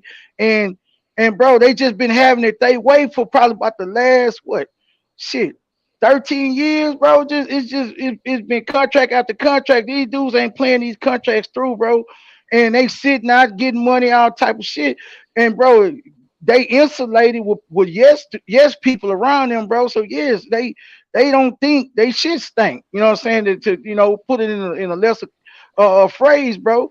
They don't think they shit stink, bro. Ain't nobody around them telling them, bro, you need to work on this, work on that. Kobe gone. So Kobe, and Kobe used to try Man, to give him game when it come to, critiquing them and keeping them boys focused on the game, bro, and not getting so focused in the lifestyle and really, being great. When Kobe left, bro, it looked like they just said, fuck being great. I'm gonna get my bag and I don't give a damn and it's about none of all this of them, shit. bro. It's all of them. KD, Every last one of them. Kyrie, all these Yep. dudes, bro. Like All if of it them. ain't if it ain't about they agenda, they ain't rocking with it. Man, You They know and ain't what I'm rocking saying? with it. speaking of They Kyrie, not rocking with it. this nigga interjected himself into the. And look, I'm not a Kyrie hater. I like Kyrie Irving, Yeah, but yeah, yeah. he retweeted and he's like, "So you think we're lying, and you think that James Harden will actually lie about what happened?" I'm like, "Nigga, oh my god, Man, hey, see, your ass in Dallas, bro." that's Who said that, bro? Kyrie Irving, Kyrie. Greenleaf, you probably can find the tweet, bro. Kyrie Irving retweeted it and responded to the accusation. Uh, It's, That's it's crazy. these niggas, man. They think it's a Yeah, brotherhood, but they that's a throw each other brotherhood. under the bus when it's convenient for each other, though, bro. James Harden threw Kyrie under the bus when he was trying to get out of goddamn Brooklyn. yeah. So, I and give that's why, I give him the shot myself if it have to. Like what? right? I think So, What?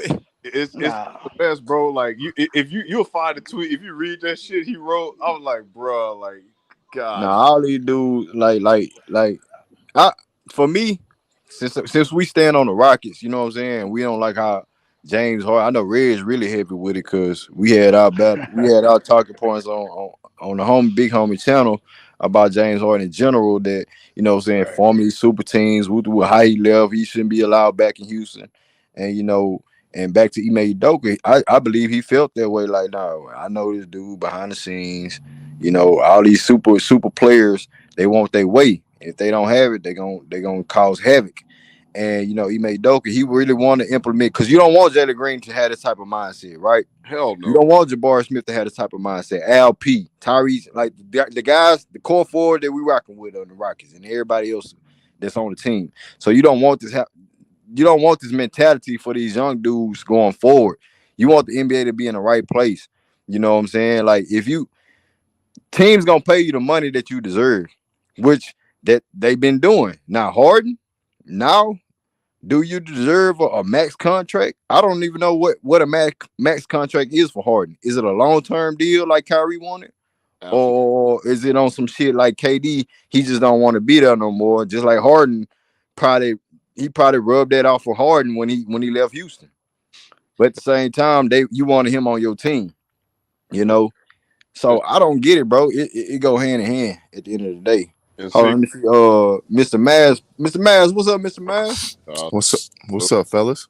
go What's what's up up? with it? What's up? What's up with What you Hey, you? got on man. Harden and Daryl Moore and Ime Udoka being right about not having Harden in Houston? hey, I know Coming this back to nigga about to Houston. go.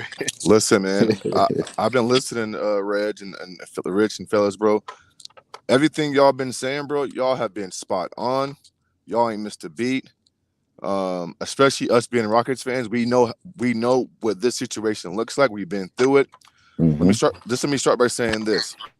James Harden made a mistake years ago or last year when he took less money. What's the rule in the NBA, fellas? If you're a superstar, you don't take less money. The owners don't take less money, right? And not just that, Right. you take less money for guys like Daniel House and fucking old ass PJ Tucker. What the fuck is you doing, bro? Get your bread when you can get your bread. Point, period, blank. Hard, you guys, this is a business. And James Harden and his mama, who is so-called his agent, they know better, right? James Harden knows, bro. He knows that what Daryl Morey said last year, and I'm going to take Harden at his word, he probably was told, we're going to extend you. You'll get the max, blah, blah, blah. But things change. And that's why I said you get your money when you can get your money. You don't take less in this sport. Like, that's just not something that star players do. You know what I'm saying? And why are people acting like Daryl Morey just has a blank checkbook and it's up to him? Like, he ain't the end-all, be-all when it comes to this money shit, bro. He has a boss. Daryl Morey don't own the Sixers, right? He's not playing with a blank check and and can just give James whatever he wants. Now, let's get down to the business with this shit, fellas. Let's get it. James Harden, unprofessional, right? Unprofessional. Uncouth, just no class whatsoever, right? Not only do you come out at it, listen, bro, this dude is so tacky. You gonna go overseas and fucking say this shit, bro? You ain't got the respect or the balls to fucking say this shit to Daryl's face. You going overseas to Asia and China and get your shit off, but you won't do it face to face.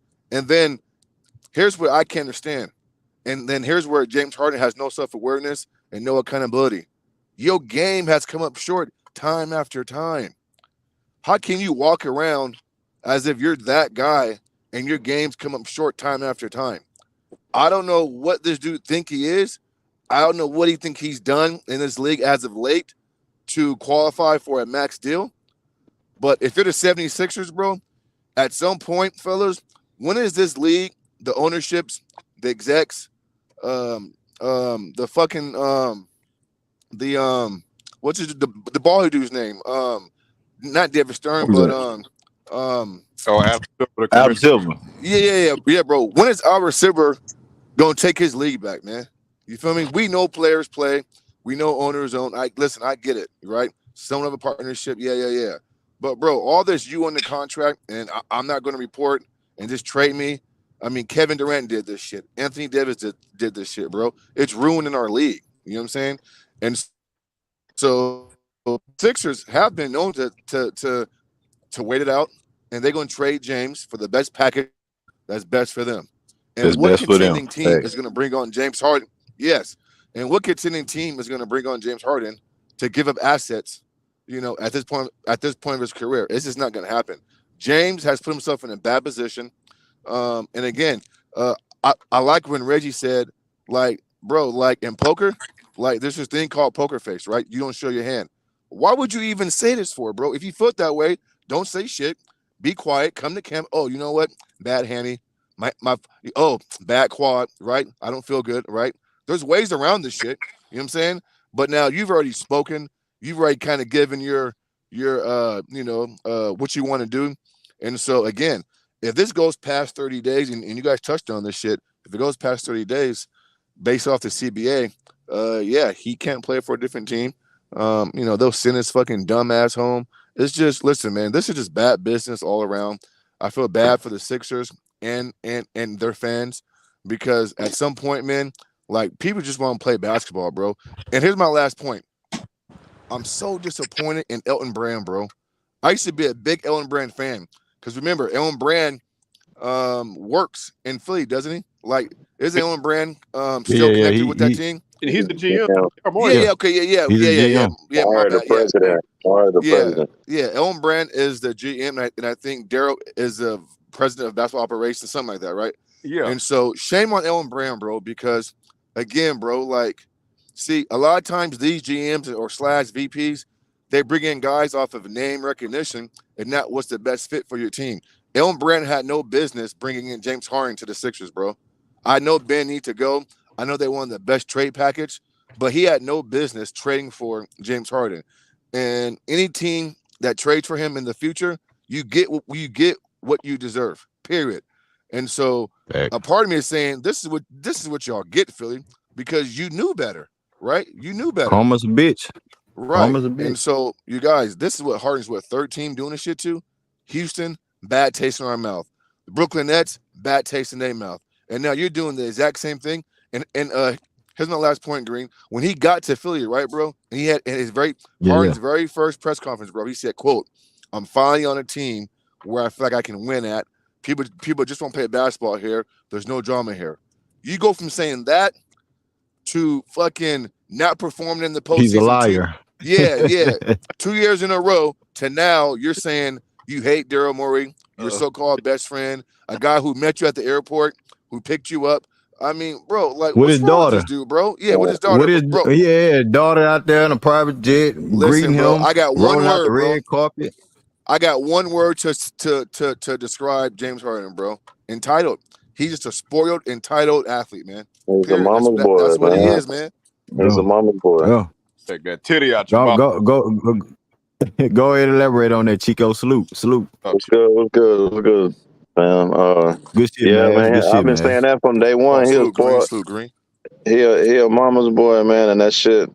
First of all, I just got in right before Maz. Yeah, Maz, you totally correct. And For sure, Rico. if a contender do pick him up, they're no longer a contender. I don't give a fuck what nobody saying. Like he's proven he can't lead it. He had a team in Houston, and that's why Philly picked him up because Houston was lacking beat Embiid. So I know what they're thinking. Let's get all these same people that we had in Houston. But the main thing they didn't have, to me, they didn't have D'Antoni. Now, if they would have had D'Antoni and ran that system, they probably would have had a better chance, if you ask me. But D'Antoni and them has yet to win some shit either. But as for Harden, man, it's like I understand he took the money and he tried to change his image. I mean, he didn't take the money because I think he was trying to change the image, what people think about him being, just money driven and shit. And he tried to bring his Mhm. supporting cast that was going to help him look like Hall of Fame Harden. How he was looking here in Houston, he was looking like a Hall of Famer. Possibly still might get there, but the way his career has been going since he left Houston, that might affect some shit. You know what I mean? It might tarnish his legacy. Or it has tarnished his legacy. But as for the whole ordeal, it's like you said, Miles, he should have cashed out when he had a chance. Yeah, You know for what I mean? sure, If it bro. wasn't Yeah. about the money, last year, why is it about the money now? You know what I mean? But Facts. he also seeing Van Fleet get paid. He's seeing fucking Bane get paid. He's seeing all these other motherfuckers that he's better than, skill set wise. But he's not better. He's not a better teammate than those guys. You know what I Great mean? point, bro. Hey, Rico, man, sorry to cut you off, bro. What That's you just said, bro, is a great point, bro. Sometimes, bro, we know mhm. skills pays the bills in sports and talent trumps everything, bro. But in some cases, bro, a la the San Antonio Spurs, fit was always the first priority, bro. Your personality, your demeanor, your work ethic, bro. Facts. So when you mention Facts. fit, bro, Yeah. that's the best thing you ever said on YouTube, bro. Is what you just said, bro. The fit, bro. Honestly, bro. Great point, man. Yeah. Great point.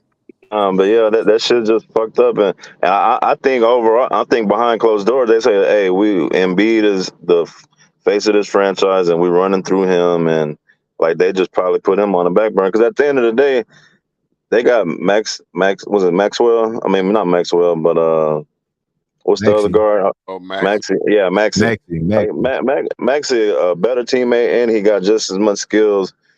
He got a different skill set, you know what I mean. But he's a better fit with that with Embiid, if you ask me. You know what I mean. Now Harden is, when he's on, he's one of a kind, but he's not consistent. And at the end of the day, consistency is what a team is going to need. Any team is going to need consistency more than Hey, anything. But, that's fact. go And I'm gonna ask Mr. Myers and I'm gonna ask you, Chico. So do y'all believe that Ime Udoka made the right decision? Well, we all know he did because of what's going on right now. But as far as like what Ime Udoka sees this team going forward, you think that he's really making the right decisions as far as this team going forward yeah, about what he I mean, wants? I think overall it comes down to defense first. He's not a known defender, you know what I mean? And he's a me player. Like he want he wants the ball to go through him and shit. And at the end of the day, even with the stars, the young stars that Boston had, even the young stars that Toronto had, even the young stars that San Antonio had, and the same system that Ime run, it wasn't a one man team. It was a collective effort. You know what I mean? Everybody complimenting each other. You know what I mean? So at the end of the day, he's not a good fit in that system. He's only a good fit in fucking D'Antoni's system, if you ask me. Well, I mean, listen. I mean, James Harden was a good player under Kevin McHale. You give you 29, 7, 7. Yeah. I forgot And McHale. so, but that's not here or there. But to answer Green's question directly, man, I think Ime is definitely making the right decisions, pulling the right strings. You know, I mean, we all panicked and we all, cringed when we heard the thoughts of Harden coming back to Houston, bro. So I'm gonna stick on that point, because I think that's what Green is probably trying to get at. Rockets not bringing in James Harden, Ime Udoka having an opinion, I'm assuming, up in the front office saying, nah, don't bring that guy in. Because, bro, like, again, I mean, he said it, bro, fit. And you don't want that type of demeanor, that type of dysfunction around our young guys, right? And so, I mean, you bring in a guy like Fred VanVleet, you know what I'm saying? You bring in a guy like Dylan Brooks. Yeah, they're a little controversy, more so Dylan than Fred is. But I think Ime can control that, right? I don't think that Ime has more cachet than James, right? And so Ime is smart. You know what I'm saying?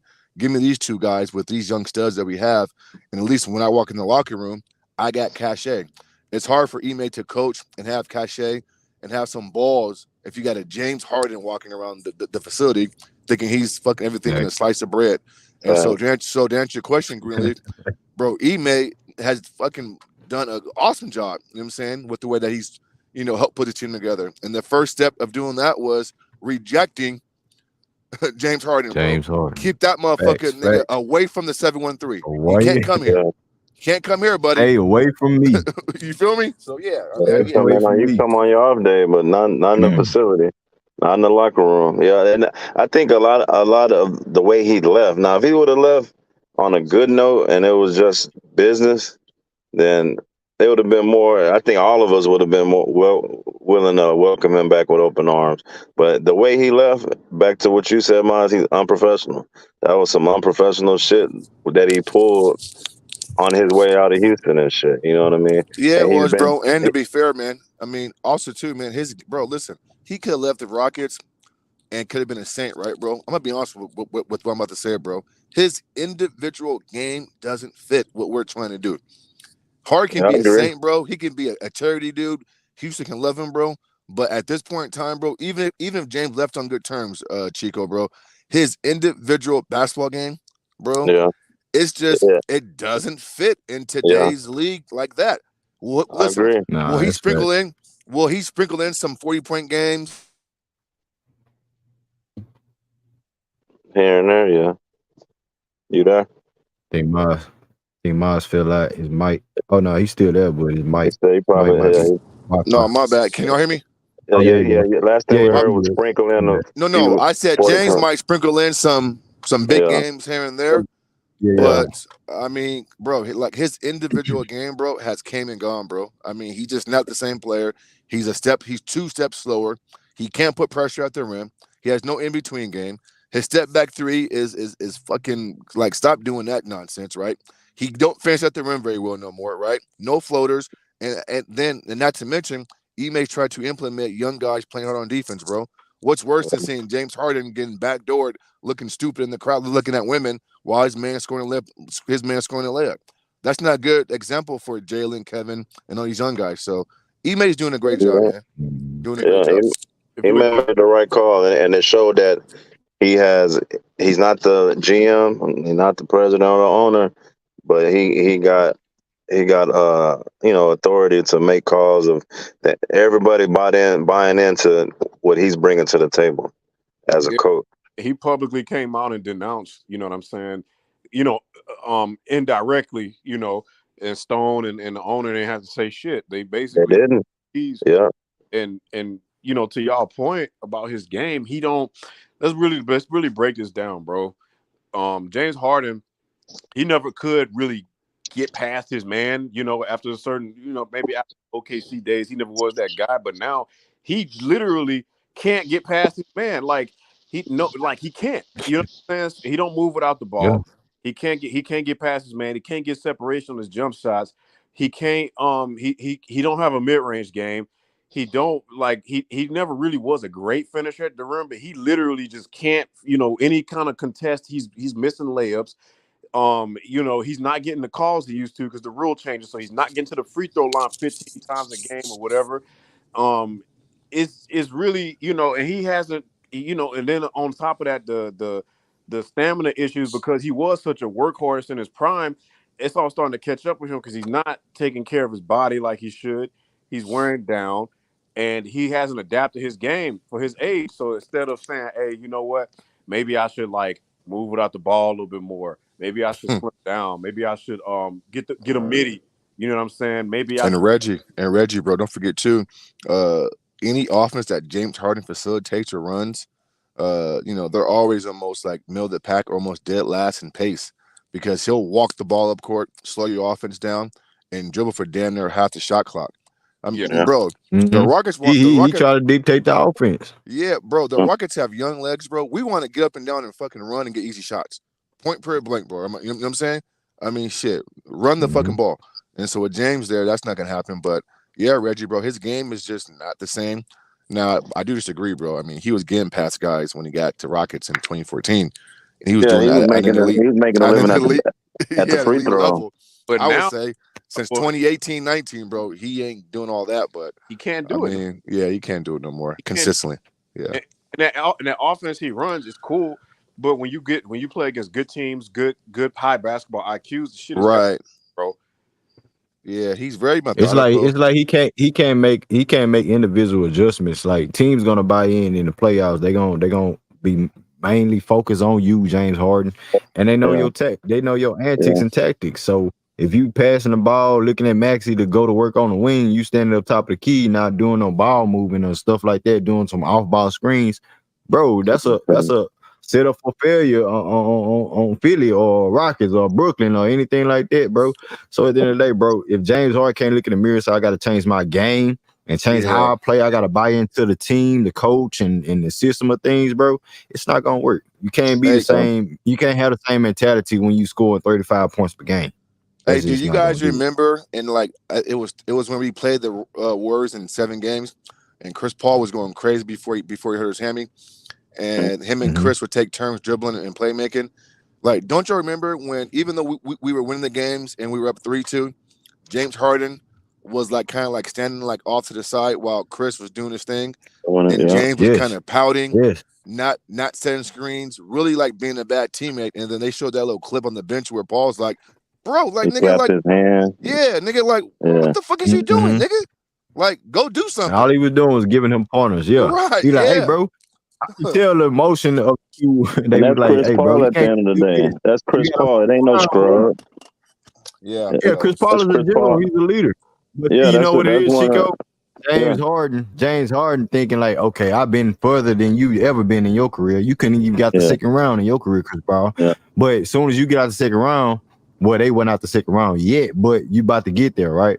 So that was the only time Chris Paul got out the second round, was playing with the Houston Rockets and James Harden. So I can see the divaness and you know what I'm saying, the head honcho type of attitude, the egotistical attitude from James Harden, as far as you can't tell me nothing.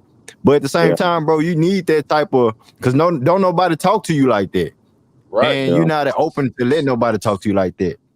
Y'all can go to the finals. I could have swore Westbrook was gonna whoop his ass.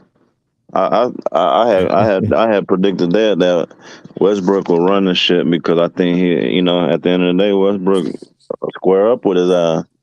You know what I mean? On some real shit, on some street shit. You know what I mean? I thought that was gonna work out a little better, but that shit didn't work out neither. I think it's because of James. At the end of the day, everywhere James went, ain't nobody. They haven't. Got to where they should. You know what I mean? He should have won a championship with the Rockets easy. That year when Chris Paul got hurt, I think if Chris Paul didn't get hurt, we would have beat Golden State and we would have won it all. He should have. The roster, just looking at the roster, he should have won in Brooklyn. with KD and Kyrie and the other supporting cast they had there. Philly, that's a good roster too. You know what I mean? Like he should. And then it's on the East, Brooklyn and Philly in the East, which is, quote unquote, weaker than the West, or more What open you than think? What is it with James Harden though? Because I kind of took a little he slight, don't come in clutching when he needs to. I took a little slight jab saying point shaving type of shit, but we seen it over and over and over with Yeah. Houston, man. No, The I don't dude think it's don't point show up shaving, in Green. key moments. I don't think it's point shaving. I think he legitimately fails in big moments. I think when the moment becomes a moment, his game shrinks. I think he's mentally weak, and I think his individual game, there's no counters. Meaning, I take away your best attribute, and you have nothing to say about that. Yeah. And so, Because once you take him out the game, the team is diminished. You know what I mean? Unless you us put him on Rockets a fans bench and shouldn't be grab somebody shocked. else. Yeah, But exactly. Go ahead, but Rich, it my don't bad, happen bro. in the regular season though, bro. See, Yeah. I and was gonna that's tell why I you got that. the Yeah. issue. That's why I got the issue, and I'm with Green. I'm gonna be honest with you, quote unquote, allegedly, bro. Bro, I wouldn't be man, look, surprised. it's too many big time games, and Harden do the same dumbass shit. He dribble off his ankle, he lose his dribble, he do the same dumbass move every time. You know what I'm saying? I'm serious, bro. Just Yeah. it's like, Yeah. bro, it's like deja vu. You like, I seen this shit before. He finna dribble a bitch off his ankle, he finna turn the ball over, he finna shoot an air ball three, and they finna lose the game by 5 in the last. I'm serious, bro. Like, J Dog, you know what it looked like? It looked like, I don't know if you play 2K, it looked like a bad animation when you try to get past your guy, he stops you, right. and you kind of just like you Like cover what? the ball. That's what it looked Yeah, like. you're like, oh shit. It Yeah, looked bro. a bad Yeah. animation, bro. I wasn't on when you said that, Green, but shit, I wouldn't put it past him. Put it past him.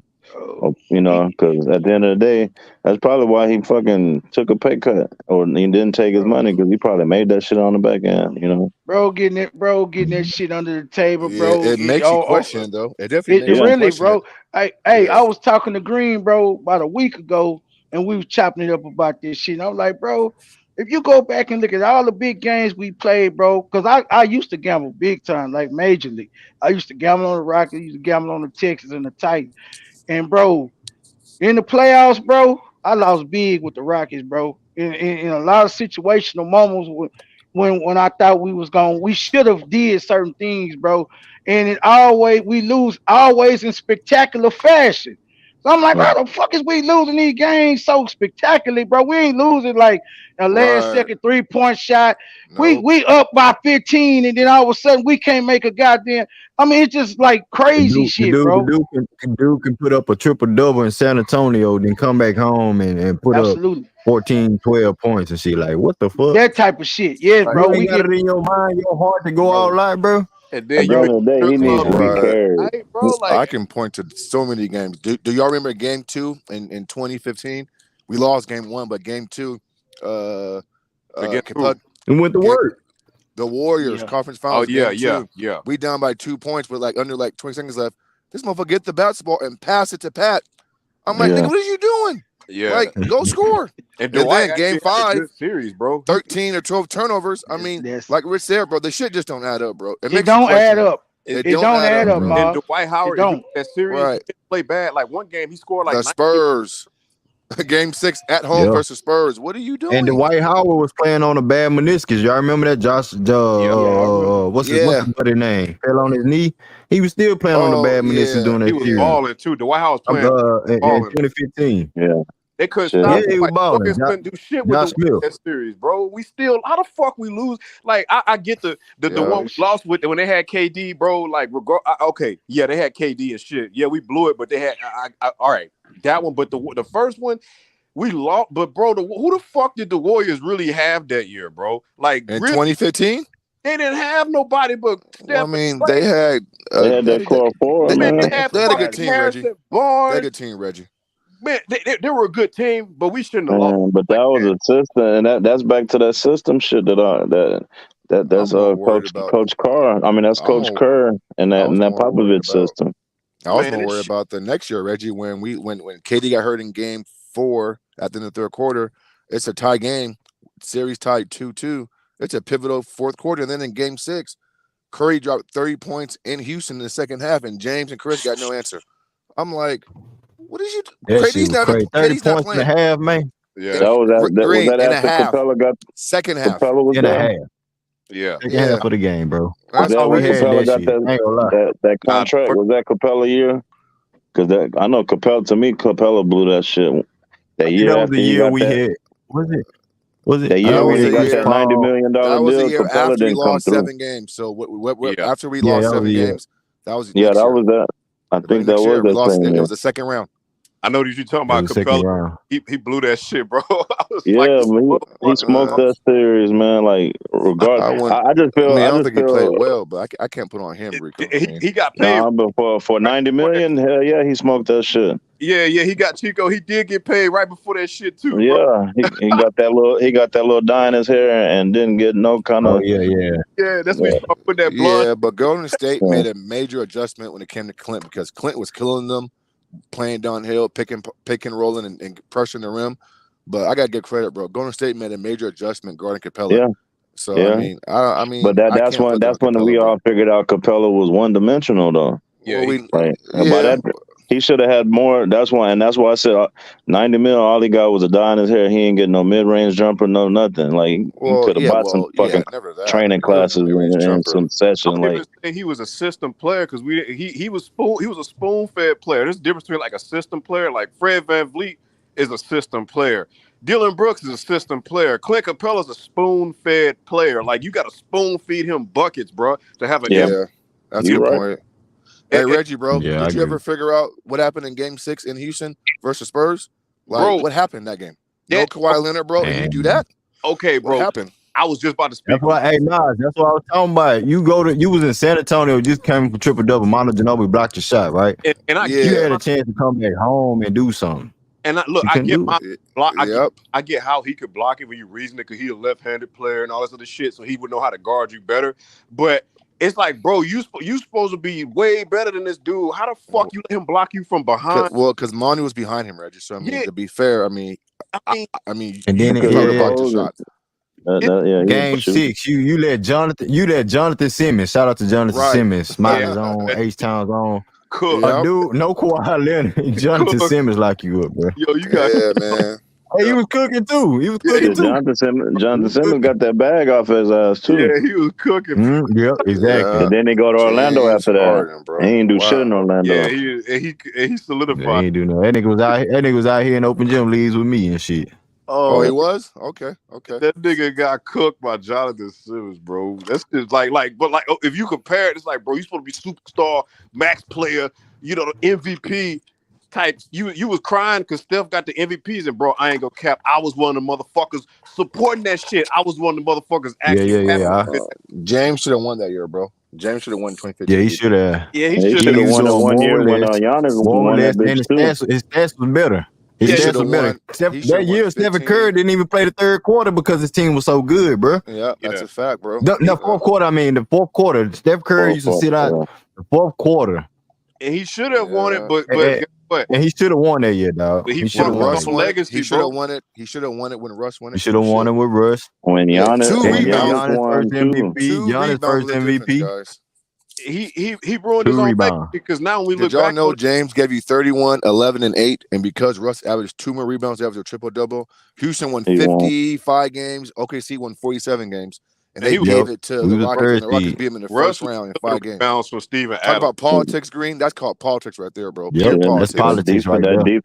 That effort. I see why you don't really fuck with the politics of the game. Right? I don't, man.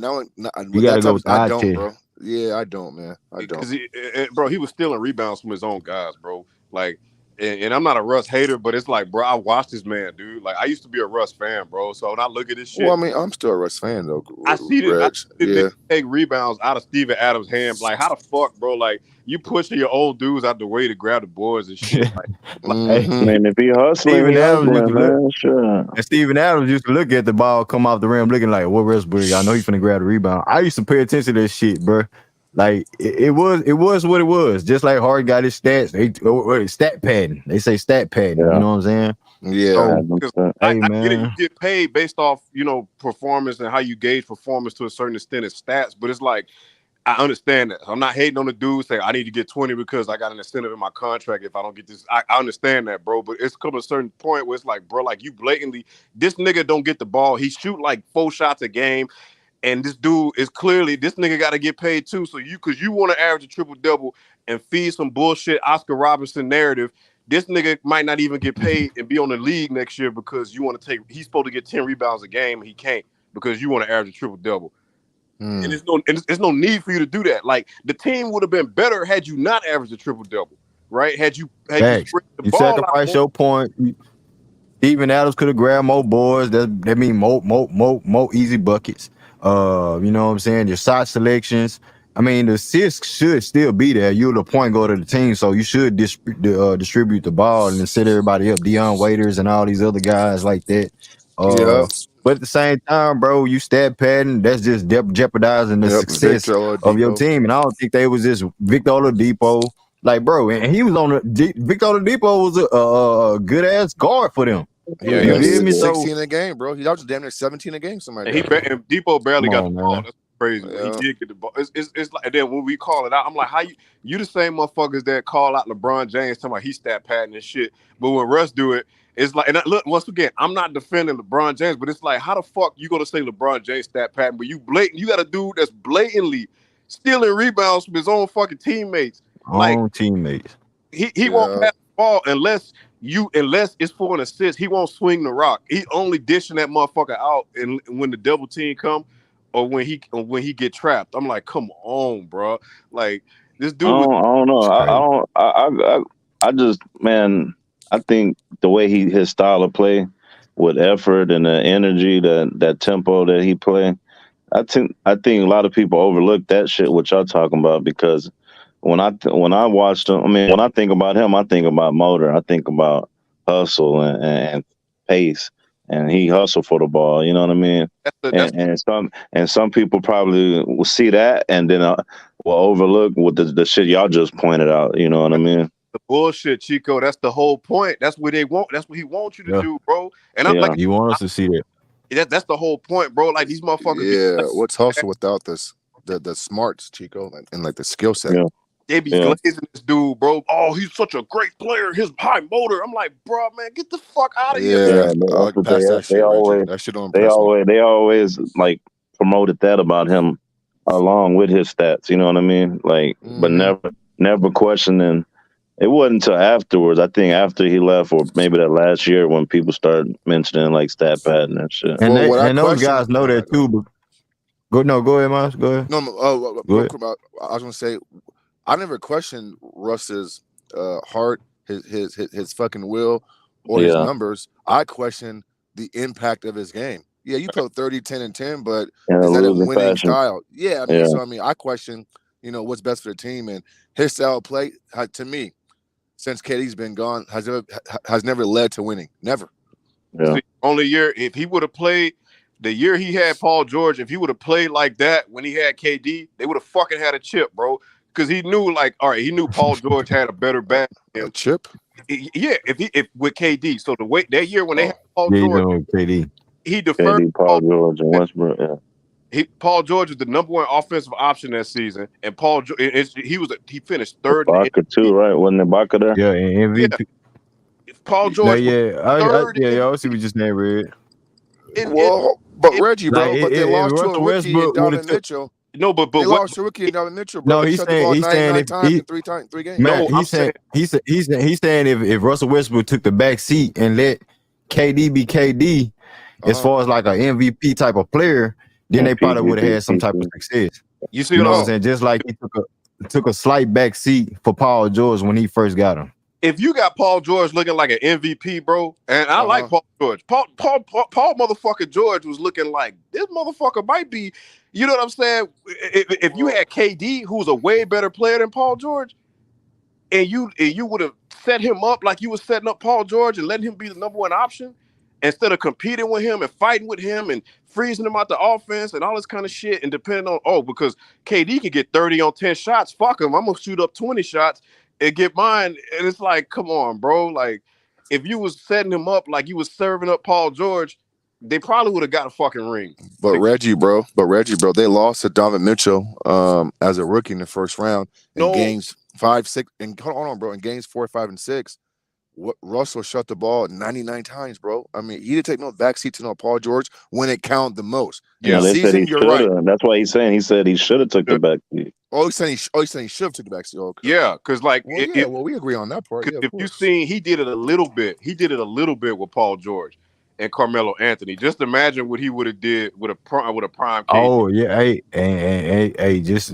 even though just what Maz just said, they lost to Donovan Mitchell. Russell Westbrook was still out there jacking up shots, trying to going back and forth. You know what I'm saying? So it's like his mentality was still like, okay, I'm still here. I'm take my shot with the whoop. And it was crazy. Damian Lillard came out and bust their ass pause with that shot. You know what I'm saying? Because he was going back and forth with Damian Lillard. If y'all remember that series, he can't go. He was trying to game, bro. He was trying to go back and forth with Damian, so it was like an ego thing with Russ. Yeah. Like if Damian gonna do it in the regular season, you got to do it in the playoffs as well. Harden played up under him and probably picked some of that shit up from him because just listening to y'all describe that shit, isolating and taking people and how y'all mentioned KD, shit, that's kind of like what he did with what he do with some of his players sometimes. Even though he get a lot of assists, Harden he always have assists, but it's like he still dribble the ball too motherfucking much. What y'all think? Ask y'all this: Will Harden ever win a championship? No. Unless he go to a team where they care. It's a system already in play and they carry him. But him leading a team, I don't know. But then again, earlier I said if a contender picks him up, they're no longer a contender. So if he do, it's because he's a role player, right? Yeah. There you go, Reggie. I don't say. I mean, like, what's his role? Are you saying as like the number 2 option? Hell no. Absolutely. But like a journeyman, yeah, it's possible. Absolutely not, bro. He cannot depend. Like you cannot say, "Hey, we're gonna drop and play for you. We're gonna put you in a situation where we need you to produce." He's not gonna. No, he has to be a supplemental player in the team. You know what I'm saying? Like, I agree. If he want max money, he gotta still play like a max dollar player, bro. You gotta still produce. Like those 45 points, those 42 points against Boston, it was cool. Was it? Well, it was against Boston, right? Yeah. So it was cool, but at the same time, when Joel Embiid came back, and when Joel Embiid came back, it's like he folded. Like, okay, the MVP, he's supposed to be the MVP now. I'm just gonna take the back seat. But he still was doing that dumbass shit, them turnovers, passing the ball, them lackadaisical passes, and like, bro, are you what are you doing? What's your agenda, Harden? You feel me? Like, I know that. You say, oh, you want to win a championship, but do you really? Because right now it's not about championship. It's about your bag. He should have joined that USA team and balled with them and kind of like revamp his image and his, you know what I mean, his relevancy. You know what I mean? Because right now he on a decline. Like if he could have went there and helped lead those young cats, that would have been a good look for him. You know what I mean? And then go play up under the coaches that they got. You know what I mean? Like Kerr and I forgot the other coach. I think they got Wade and some more people. Oh, no, Eric. And you playing up under the best of the best as far as coaching, because it's you represent the country. So at the same time, they probably could have vouched for you, saying, yeah, Harden, he's serious. Just like in 2015 when they was in the Olympics and FIBA. Yeah, when they was balling in FIBA, Stephen Curry, all those guys, when they went the game to another level in 2015, it could have been the same way, but you know, it is what it is, man. It is what it is. These dudes, they just have their own agenda, and I just think it's crazy for him to say Daryl Morey is a liar. Like, what is he lying about, Harden? You never said that. What is he lying about? Your contract? Yeah. So you don't want to say it's particularly about the money. But see, he can't say that because he can't say that.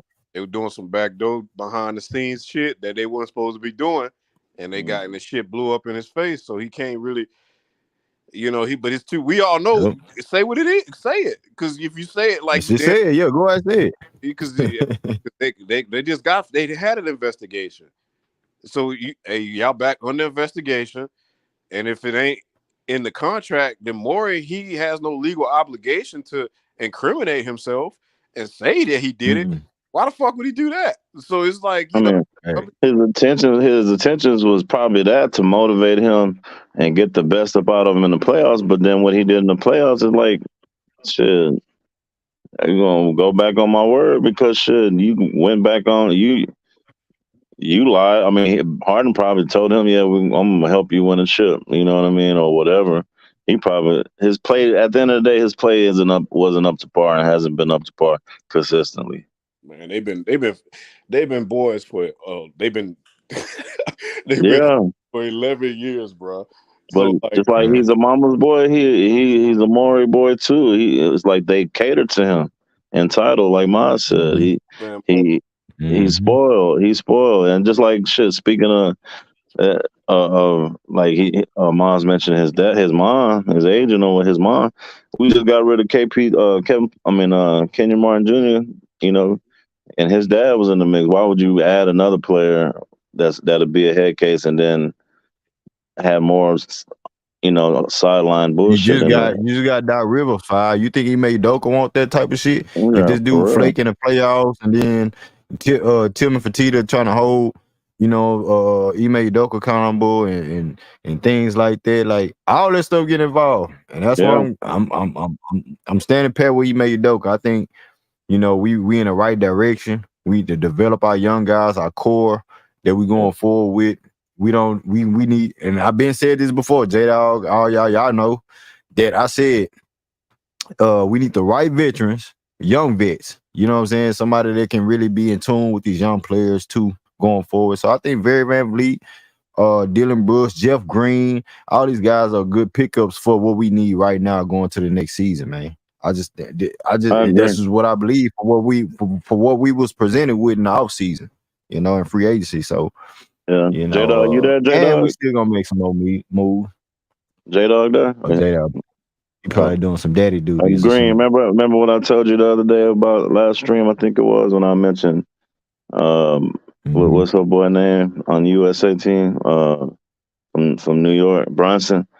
Told Oh, him Jalen Brunson a Brunson. bucket, and he's like a Van Vliet for our team. Like he's gonna play that type of role. Yeah. And then he just led USA to their last victory. We had 22 points. I watched the highlight. I ain't watched the whole game. I watched the highlights, but when I see him play, I kind of see Van Vliet like taking those mid range Yeah, jumpers, yeah, and yeah. you know what I mean. Like, I agree with you, Chico. I agree with that. yeah. And J Dog like he's a bucket. Like he didn't believe me, but he a bucket, man. He a team player. He a nice point guard. No, Like no, he a Jalen good Brunson, fit. Yeah, he's a good point guard. I think yeah, that what I'm saying, especially when he came from Villanova, he was a winner. You know what I'm saying? yeah, Like yeah, most guys don't get a lot of hype from things like that, what they did in college, whoop the whoop. But yeah, a guy like Fred Van Vliet, it kind of mirrors because Fred Van Vliet cooked him in the regular season. I ain't gonna even care. yeah, I yeah, seen yeah. He all this. did. I watched every highlight. He was cooking Brunson. You know Bronson, what I'm yeah, saying? He was cooking him. You cooking them. So I just think that Ime Udoka, he sees those type of players where they're gonna go all out for you as a head coach, a system yeah. player, not necessarily, a guy that's all about himself and just trying to get a Mm-hmm. bag. But I got a special guest for y'all. Hey House, what it do, House? Salute, salute. So with it, huh? Salute. What's What's up, House? happening? What's happening? What's that? What you got on this Harden shenanigans that's going down? Okay, so I got a very strong opinion on this topic, and Mm-hmm. I'm not gonna really fault nobody.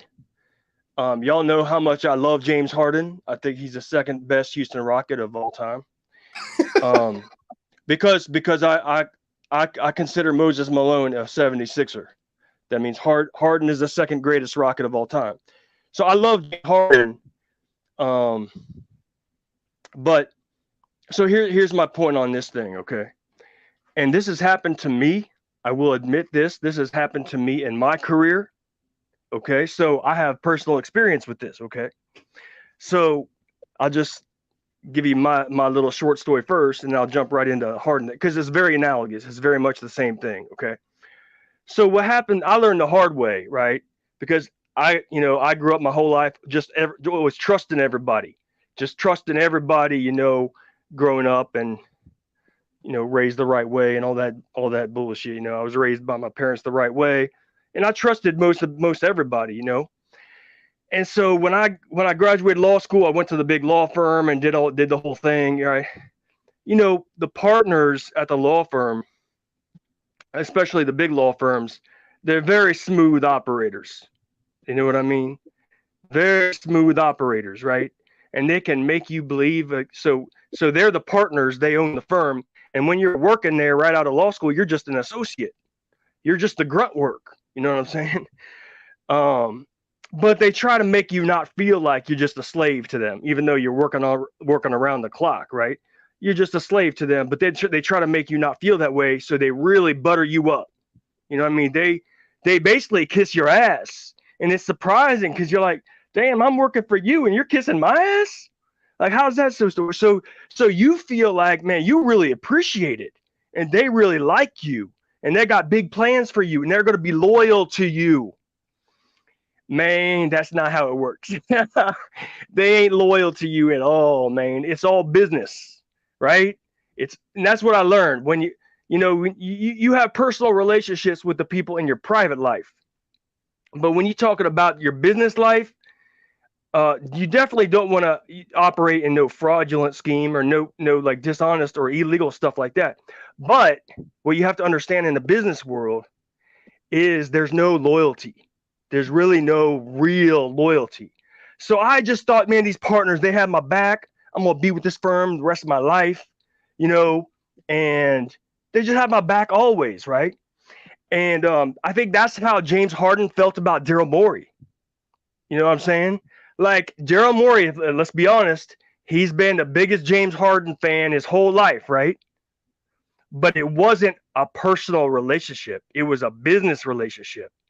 So now when the 76ers are trying to make moves and get it done and win a championship and all that and having trade talks with the Clippers and all this stuff, now James Harden feels betrayed. That man feels betrayed by Daryl Morey because Daryl Morey, man, he buttered James Harden up. He was talking great about him for his whole career. Back in the Houston days, now in the Philly days, the whole time, James Harden was his number one fan. Or I'm sorry, the opposite, right? Daryl Morey was James Harden's number one fanboy of all time, right?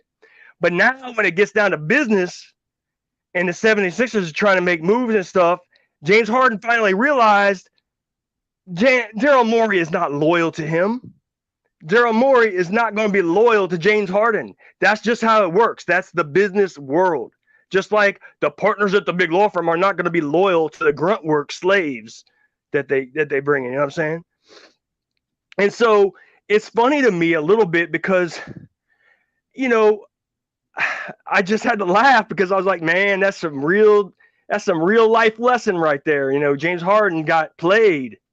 He really got played. Now the media is trying to make Harden look bad.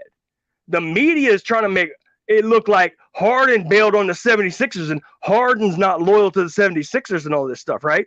So I don't believe that bullshit. The truth is, because you know what? You know why they're doing that in the media? Because that looks bad on the NBA. The media will always pick the NBA over the players because the NBA is who pays the media's salaries. The NBA pays the advertisers.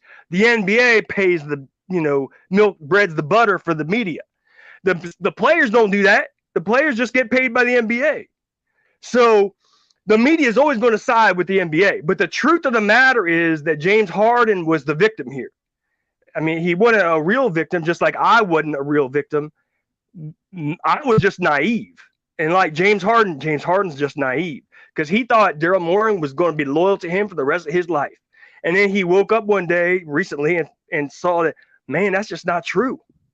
And so now James Harden feels hurt and he feels betrayed when, if he wasn't so damn naive, just like I was naive, he would realize that that was just a whole thing to butter him up and keep him on board, keep him happy.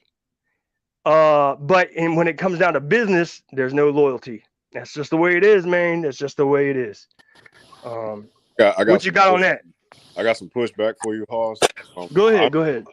I'm not going to say you're wrong. I'm going to say I disagree because you're right. Okay, like, why you feel that way?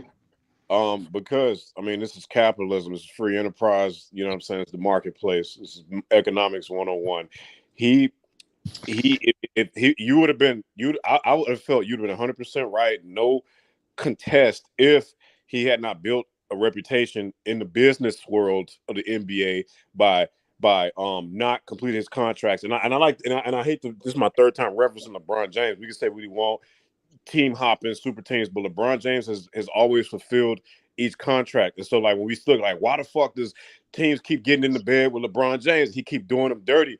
Yeah, he do, but at the same time, the teams get the allotted time, and at least he'll take them to the finals. He'll produce something, increase their value outside of basketball. He delivers something to them that's tangible. He fulfills his contract, his legal obligation.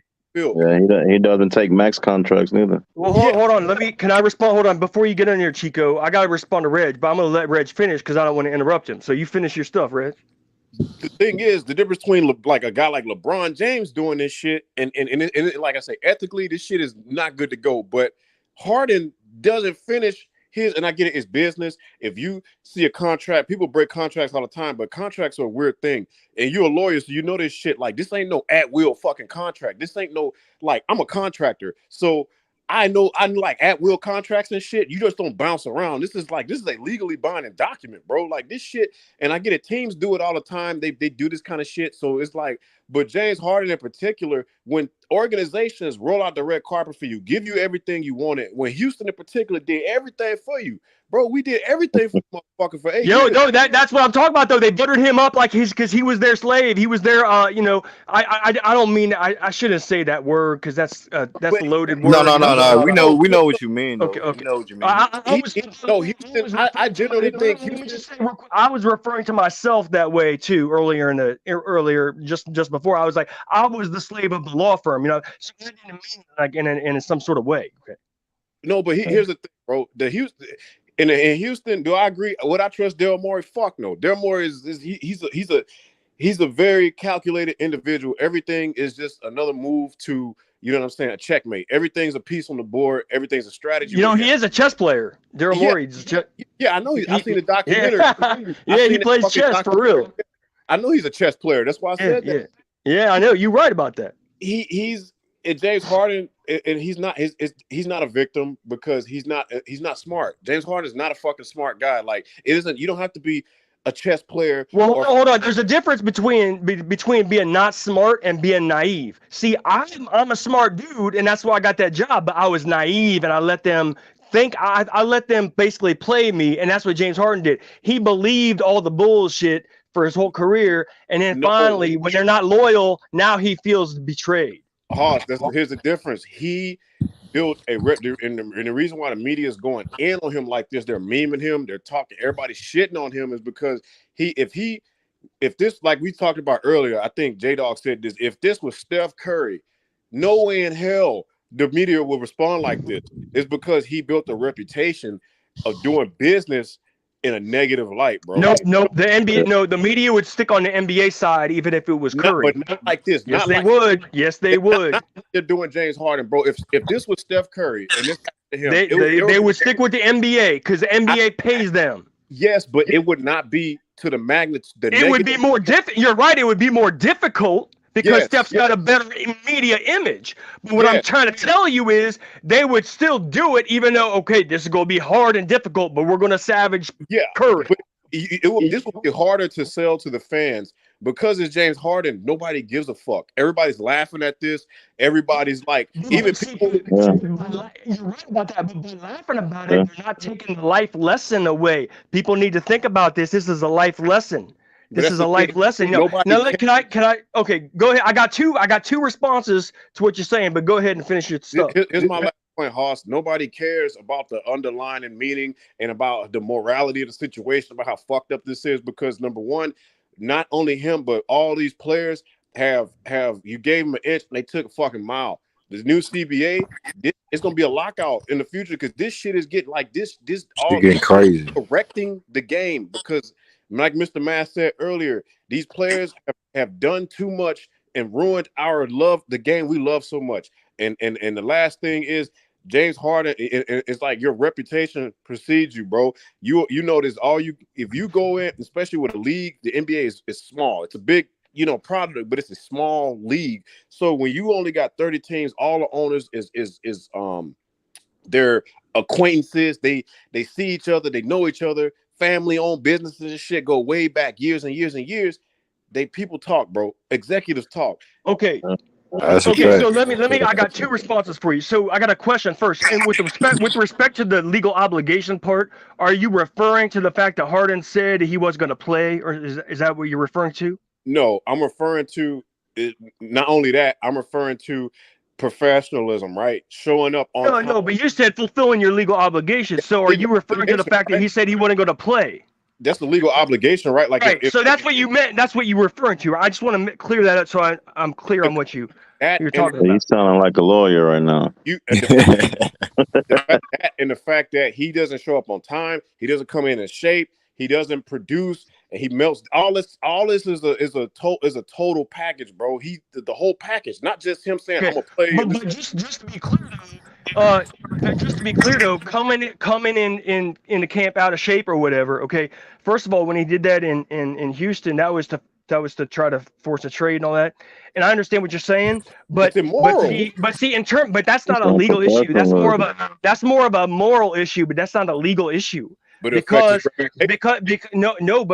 in a contract, okay, when they sign those contracts, it would only be, and this is splitting hairs, I know what you mean, but just to be clear on the legalisms of it, in the contract, in James Harden's contract with Houston, for example, there was no fat clause, right? So he did not break his legal obligation. What I'm trying to say, that's a good point, because that's why that people like Zion, now owners are getting wise to it, and now owners are putting fat clauses in the contract to make it. They got stipulations in their contract. But that's new. That's because they're trying to make it a legal thing. They're trying to make your weight a legal thing, and before it wasn't a legal thing. They just trusted you on that.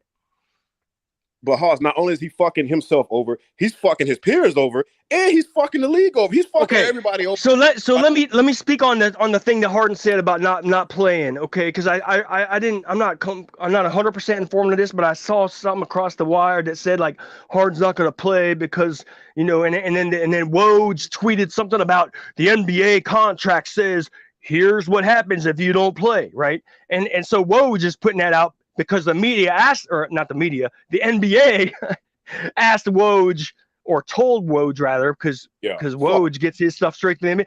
The NBA told Woj, look, you better tweet this out, and this is what happened if you don't play. But here's my point on that. This is my first point on that subject. Okay, when Harden says he's not going to play, okay, I'm telling you straight facts. That is a bluff.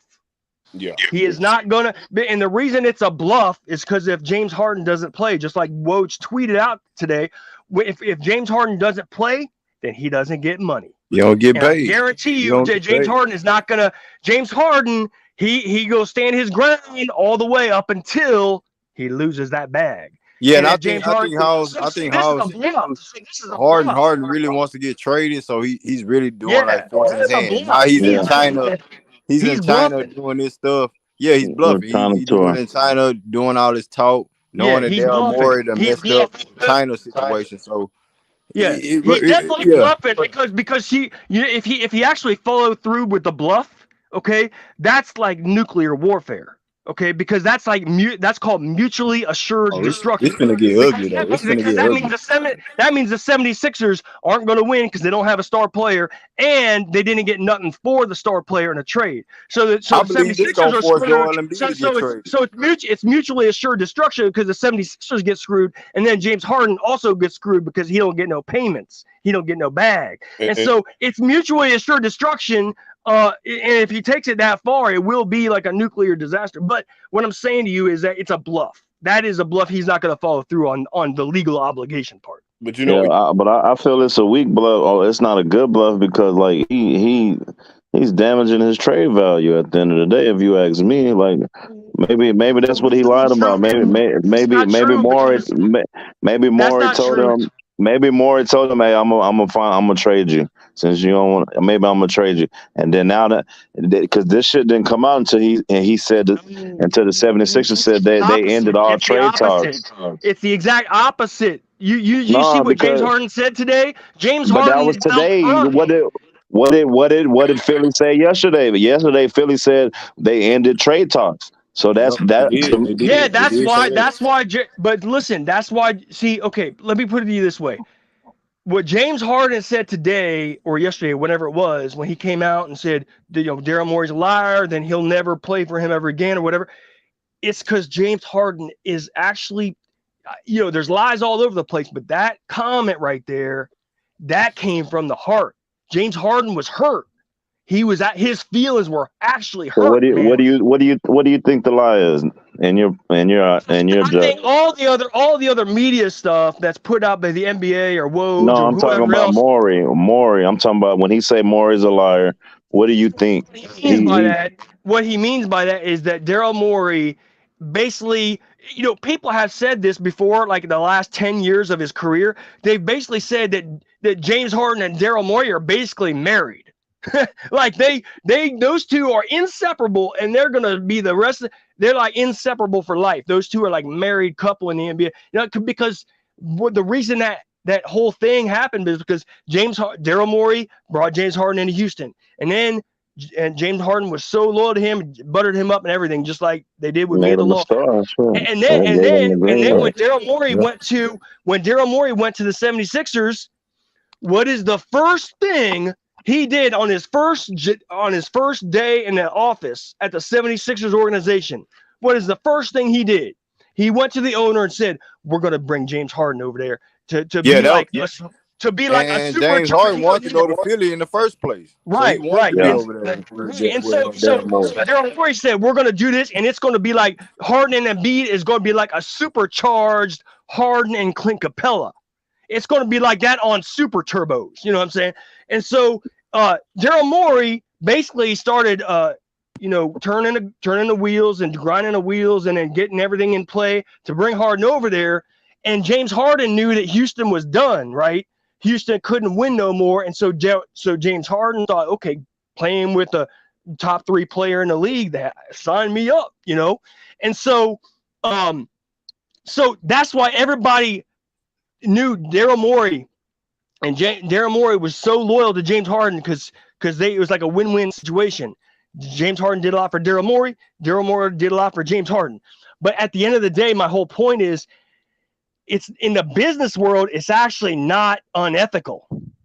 That's my main point. And let me be clear about it. Let me be clear about this, because what I'm saying is, what I realized is that the law firm, by buttering me up and making me feel real good about being there, working 24/7 for them, all this stuff, that was basically so I could keep churning them billable hours and stuff. But there was no real loyalty. That was all a business strategy to keep me billing, to keep me working, to keep me grinding for them. Hey, so House, do you think Daryl Morey is the bad guy in this situation? No. What I'm trying to say is that there's no good guy or bad guy, because Daryl Morey actually has a fiduciary obligation to actually try to play people who are naive. So that's actually what I'm saying is, what the law firm did to me, that was a good business strategy, because I probably worked harder for them by them buttering me up than if they treated me like shit all the time. If they treated me like shit all the time, I probably wouldn't have worked as hard. But the fact that they were bringing me in and taking me out. Let me ask you this. So when Harden left Houston, how does that look to you? Like, you don't think that James Harden has a diva mentality? Like, if he don't have it his way, he's out the door. He did it in Houston at the end of the road. He did it with Brooklyn. I actually think that whole thing about the trade, I actually think that in retrospect, now we all talk about what happened at the time, right? But in retrospect, it was probably good for both sides because the truth is the Rockets wouldn't have all this young stars if they didn't have that trade. That's the truth now. That's the truth. I The mean, Rockets. I mean, that is true. That is true. That We is was true. willing to But build around him, though. just like Damian Lillard, he's in that situation right now, right? As Right, far as like exactly. trying That's to get up exactly out this right. situation, and That's he's still exactly on the right. team. They got a number 3 pick. So Right. And so what's to say actually, if we had a go ahead. bad year, we still would have ended up with Right. with a Jalen Right, Green. but that actually leads directly into my second point. Okay, Mhm. is that like what James Harden's doing right now? This is so stupid in the media. They're really trying to protect the owners and protect the NBA because that's who breads the butters for the media. Butters the bread for the media, and so don't believe the hype. James Harden is the so-called victim here, even though I don't think anyone's really to blame because it's all business and people just need to learn in the business world, there is no loyalty. That's the life lesson. In the private life world, if your spouse cheats on you, yeah, you get a divorce because that is real disloyalty. That is a breaking of the covenant of marriage. That's a real disloyalty. But in the business world, okay, there's no loyalty. Now that doesn't mean you can do fraud on people. That's something different because that's both immoral and illegal. You can't defraud people. But if it's just about making someone feel a certain way, like the law firm made me feel, or like Daryl Morey made James Harden feel like he was the biggest star in the world and he was going to always have his back, and that stuff only lasts until it doesn't. Just like Right. it only lasts until how many? it only lasts until when they don't need you no more. It How many? only lasts until they don't need you more. How many championships has Morey got? Like what? Under with Harden, you know what I mean? So okay, but at the end of the day, that shit that he didn't fucking heard that song too many times. It's trying to throw that CD out the window. Yeah, he's seen the same outcome. But listen, no, it's not the same outcome because yes, it is. No, let me explain why. Okay. Just like in your professions, you can be successful without being the top dog. Okay. In other words, what I'm trying to say is the definition of whether Daryl Morey was successful isn't whether he won a championship. Okay. Because you could be successful without being number one in your profession. You know what I'm saying? Like you could be number 3 or 4 in your profession and you're still very successful, right? And so Daryl Morey didn't ever win a championship, but he did actually go very far with Houston, and now he went very far with Philly. And in fact, James Harden won 2 of those playoff games by himself. And so he actually did help that team to win the playoffs. How many you got to win to move? You got to win 4 to move on, right? No, I know, but Joel Embiid was injured, and James Harden still carried them to a victory. You got to understand that. Yeah, but not he didn't win the series though. At the end of the day, you got to win a series, not a game or two. My point is that James Harden was a net positive in the playoffs. That's a fact. Hold on, y'all. Go ahead, Rick. Rebuttal to that. I want Hoss to speak on this. This is the point we kind of skipped over when he came in the CBA, right? We talked about him if the contract avoided and him not being able to play right after November if he doesn't report a training camp. But the other part we skipped over, and that's why I have the stance I do, is because that this whole allegedly he lied or he didn't lie is illegal per the CBA, right? You're not supposed to be making. No, it's not illegal. The illegal is a different word. It's a contract breach. Well, that's different. It's not allowed. Let's put it like that. It's not allowed. Yeah, it's a breach of contract, right? They never signed paperwork stating that this deal, whatever deal they had, happened. So it's morally not. It's Morey is not obligated to be like, yeah, I said that shit or I didn't say it because technically it never happened. Well, right. I mean, if you can't prove it, then it's not. It's not going to. If you can't prove it, then a judge can't say it's a breach of contract or a regular, following of the contract. And this is my thing. When growing up, my dad always told me if it ain't in black and white, this shit never happened. I've been. That's good. That's good advice. That's good advice. Look, dude, I've been fucked over and screwed over plenty of times, bro. I'm not a fucking hater. Right. That's why, and I have too. That's what I'm saying. I have too, and that's why you learn your life lessons. Yeah, but I recently, like in the past fucking 4 months, been screwed over by my previous employer. I know what the fuck he's going through, but at the same time, it's not like I can't get mad, bro. I gotta fucking Roger up. I gotta learn and take the L and keep moving, bro, and learn from my Right. I did the same thing. Hey y'all, let me get to Laro. He pulled up on us. Laro, what you got on the topic, man? What you got on Daryl Morey and James Harden situation? All right, what's up, everybody? Hey, man, look, how man, you done brought me out, man. I was chilling, just kicking back, man. And I gotta say something about. I got you stirred up, huh? I gotta say something about James Harden, bro. Listen, he did it. He did himself, dog. Man, he came out after the off season. I would like to play for a franchise with complete basketball freedom. With James Harden, we got 10 years of knowing what your basketball freedom is, bro. It's dribble, dribbling out the shot clock. Pick and roll, so you can get the weakest matchup on the team, right? Because everybody's shifted. And he almost won a championship doing that. Yeah.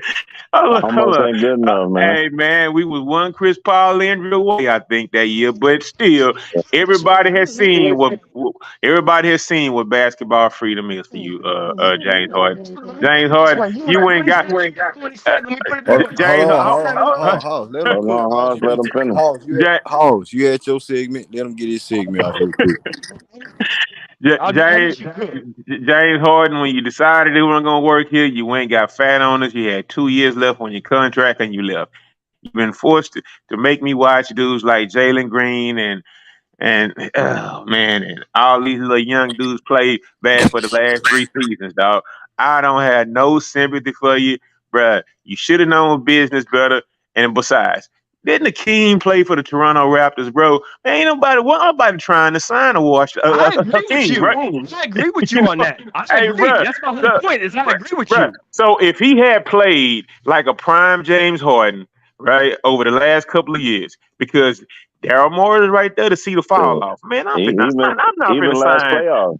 Cause you know what James Harden finna do at this 34-year-old country. He played like his prime in the playoffs. He scored multiple 40-point games. You know what 34-year-old James Harden gonna do if he had got another match.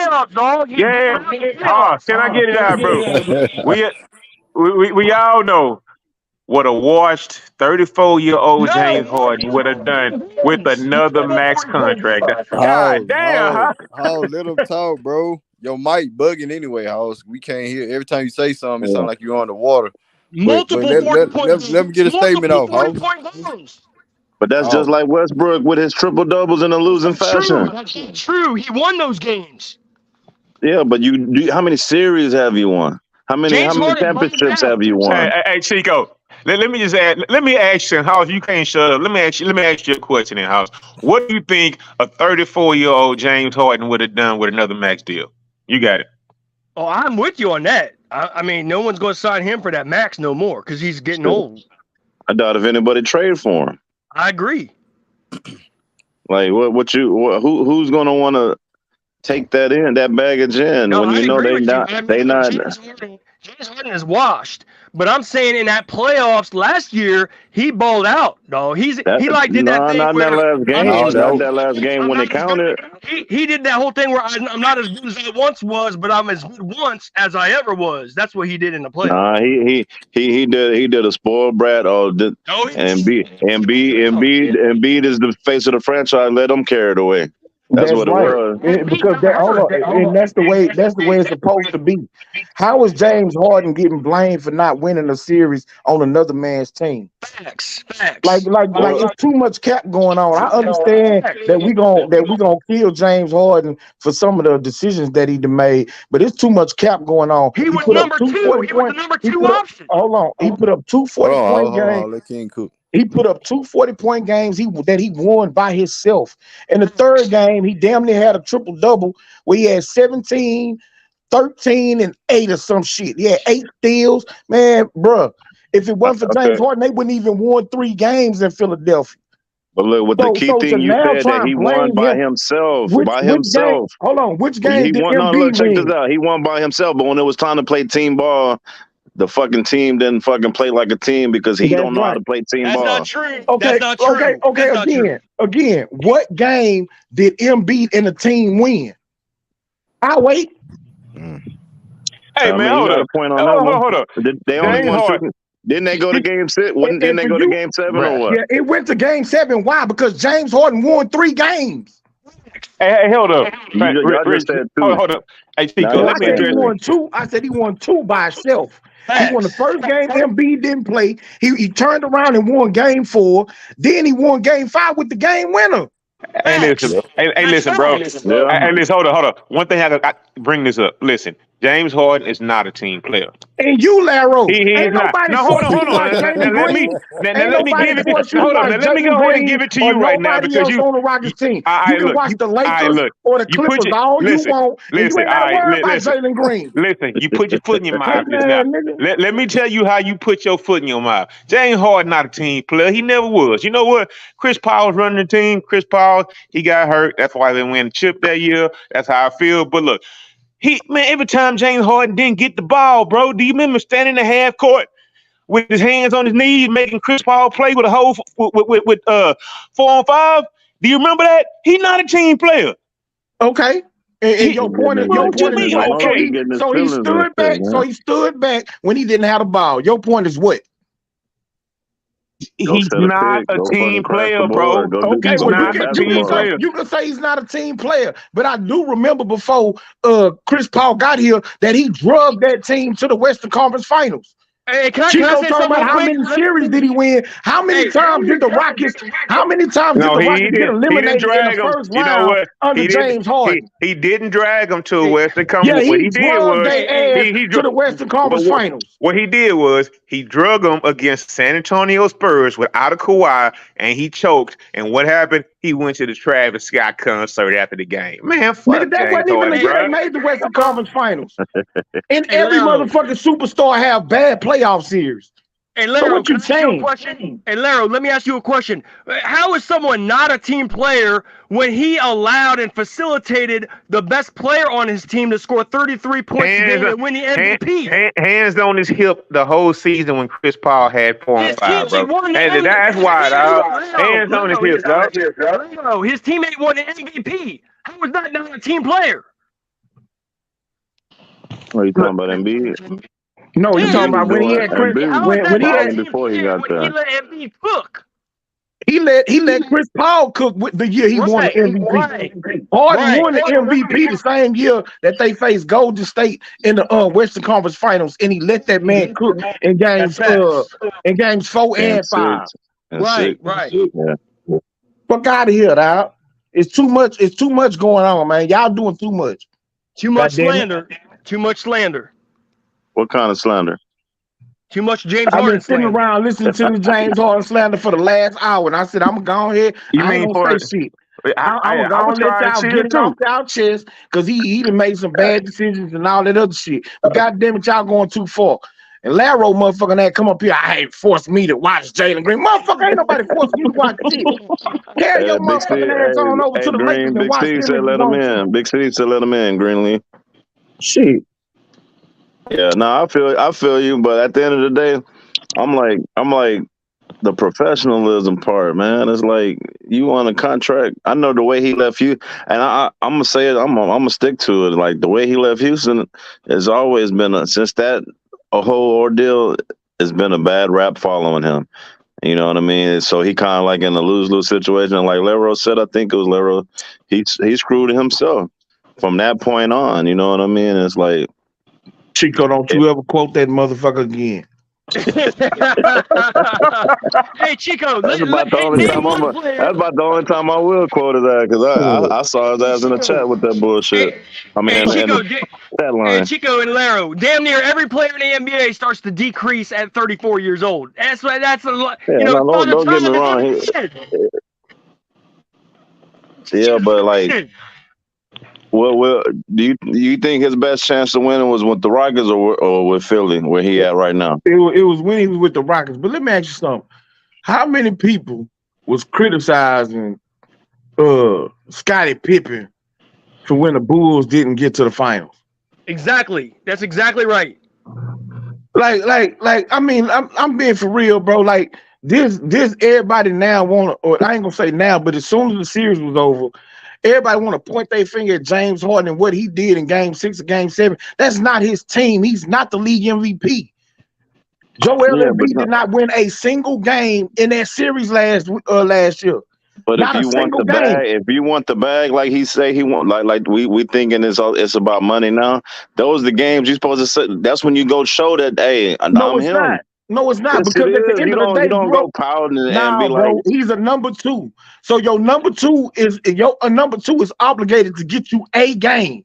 See, you know what? In his mind and his heart, he's number one. In his mind and his heart, he's a number 1 on the team that he's on, no matter who it is. And check this out. He didn't say that it was. He didn't say that it was Embiid's team, bro. Here we go. Here we go. Rich, I think you're being a little disingenuous again, right? Now let me tell you something. Everybody, I ain't rich, bro.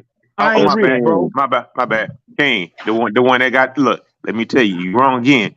Everybody, the whole league was saying, "Oh, maybe we did a little bit injustice to Joker this year by anointing Joel Embiid the MVP." Joel Embiid got that work from everybody because he didn't come through. Don't tell you nobody blames Joel Embiid. Everybody, they wanted to snatch the MVP from his ass. No, real talk, bro. No. Real talk. So there were people who said that Joker is the one who really deserved the MVP. Yeah, he should have won that. But they didn't drag his ass for not winning no game in that series. James Harden is the one who got drugged and criticized for how he didn't show up in Game 6 or Game 7, and Embiid basically skated through that shit. It's worse than that. It's worse than that. Embiid has never won a series in his life. He should have been Kawhi in 2019. Embiid has never done that. Bro, your mic jacked up bad. Your mic jacked up, bro. Embiid has never won a playoff Yeah, I series. don't know what's your Your mic is jacked up, bro. You probably need to leave out and come back up.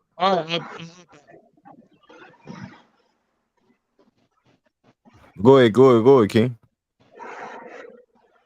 But now, bro, I'm just saying, Embiid basically skated through that shit, and everybody know that your number 2 is not held to the same standard. Yet they acting like James Harden was still in Houston.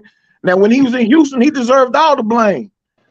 You know what I'm saying? And I'm the one who trying to say, well, this person didn't show up, that person didn't show up, that person didn't show up, and that's true. But at the end of the day, man, heavy is the head that wears the crown. So if you the top dog, you the number 1, you got to take the hit for your team not advancing. Instead, James Harden is taking the hit for Philly not advancing when the dude showed up in that series. I'm sorry. It's not like he had 7 bad games. He won Game 1 by his fucking self. He won, what was that, Game 4? Yeah, he won Game 4. Hey, Game 5. You know what? I will say this, man. I am somewhat biased, right? You know what, man? 3 years ago, bro, for some reason, I thought that John Wall, Boogie Cousins, James Hall, Christian Wood, I thought they could do something, dog. But when that dude decided to just say, man, I don't want to play no more, we don't have a chance to win here, I have no sympathy for him, dog. All that grace I should have for him right now, bro, I don't have no grace for him, bro. I'm just gonna say this. I'm gonna say this on behalf of Rocket Nation, you know, and all of us. We really don't care, Laro, because your motherfucking ass is half Laker fan, half everybody else fan, and you just talking shit about the motherfucking Rocket players every goddamn way. But beyond that, I can understand. Was I accurate with my last take? Was I accurate with my last take, bro? Hold on. I can understand people feeling some type of way about what Harden did. J-Dog do, Green do, First Lady, you know what I'm saying, a Greenleaf exclusive. It's just me you don't like then. I get it. No, I ain't say I ain't like you. I said we don't care how you feel because you know what I'm saying, like you part-time. You know what I'm saying? You like part-time. You know, so at the end of the day, man, I can understand, you know, how people feel about how he left. But tell me the lie that James Harden told. Because that team wasn't competing for no championship. Period. I mean, so he went about it the wrong way, and all of that, and that's why I say he made bad decisions. I never, clown nobody for feeling some type of way about how he left. I don't believe he should have left that way. But at the end of the day, man, the dude I think Bron won with was lesser able to talent in try and win the Cleveland championship. before Curry. Yeah. Hey, Big Steve, what Actually, you got I on the actually, topic, man? What's up, Big Steve? what's the deal, fellas? I personally, man, I appreciate him for doing what he did because we wouldn't have what we have right now. So And basically, that's a I fact. That's thank him. facts. That's That's a big fact. I facts. thank him. And that was a true statement that he made before he left. Yeah, people hate the truth. Ain't that a bitch? When you lie, they love it. But he told the damn truth. So, That's a I fact. mean, like I say, That's a I fact. appreciate it. We wouldn't have the features that we got right now. Real talk. Christian Wood, where he at? Somewhere in the cybersphere? Still trying to find a team to Man, that sign nigga to. probably gonna be over there with Dwight, man. Right? Harden too. Straight up. Hey, He dog, already in China. you know what that He sounds already need like, to go man? ahead and stop in Taiwan and look for a house while he out there. That's Hey, a Green. fact. Hey, Green, you know what that sounds like? That sounds like a dude saying, man, you know what, man? It's kind of messed up. My wife cheated on me, but you know what? If she wouldn't have cheated on me, hold on, I wouldn't have. I wouldn't have this beautiful woman and this nice setup I got right now. Even though you don't know even though we don't know how it's gonna move forward. The mic Yeah, still fucked hey, up. you got Bro, there right. If you come up, that bitch cheat on you, and you get a bad woman and a great house and a great job, and all of that is because she left and you had to start from the bottom. Then Thank goddamn you, it, you man. salute that bitch. Thank you, man. I appreciate you, baby. You salute that bitch. For real, So nigga. yes, that Fuck you answers your talking about? question. Yes, yes, I agree. He put in a lot of work here, man. A lot of years. I mean, he's an all-time great behind being in Houston, bro. He wouldn't be an all-time great if he hadn't come to Houston. Yeah, that's Straight a up. fact. That's a fact, bro. Hey, I like him, man. What's his name again? Big Steve? That Big Steve. Big Steve, But Yeah, to man, be Big Steve honest, up dog, here kicking knowledge, man. Go ahead. we had the best years of Harden. So when you remember Harden, you're gonna remember Houston. Harden. Yeah. Yeah, That's a ex fact. Golden State, You gonna ex remember the Houston dynasty Harden at the end Golden of the State day. about him. That's kind of like what Haas said about Moses Malone and 76ers. It's like us Houston fans know Moses that he played here, but the NBA world really know him from the 76ers. You know what I mean? That's how Harden is. Chico, I think I know what it is with his Even mic. the OKC Harden, like people forget about that once he got to Houston. That's right. No, that's a fact, Chico. Hey, Greenleaf, can I say something real quick? Okay. Yeah. He felt he dropped out. What Let you me was say trying this. to say? Let me say this, okay? I don't know if y'all heard me say this, but I'll say it again. It's even worse with Embiid because not only did Embiid not win as the number one option last year, Embiid has never won like that in the playoffs. He has always choked. Like Embiid should have beat Kawhi in 2019. That series went to Game 7, and if you remember, Kawhi baseline fall away jumper hit the rim, bounced way up and straight down in the hole, right? And that's what won the Raptors that series, and then they won it all. So Embiid should have won that one if he was that dog. So Embiid has never done that in the playoffs, not just last year, but never. Okay, so this ain't Harden's fault. Harden's the number 2 option on that team, like King said. Okay, now I got to respond to Reggie. I know he's not here no more, but the viewers are still listening, and I gotta get the viewers on track for something Reggie said. Okay, he said with the whole not performing your contract stuff that LeBron never did that. That's some bullshit, Reggie. Okay, because here's how LeBron did it. Okay, LeBron did it by leveraging other players and manipulating the system with other players. I'll give you an example. When LeBron wanted Anthony Davis over there in Los Angeles, what did him and Anthony Davis do? Okay, we're going to say you're not playing for the Pelicans. We're going to say so. LeBron James has done that shit too, Reggie. He knows the game. He's done that everywhere he's been. He's done that.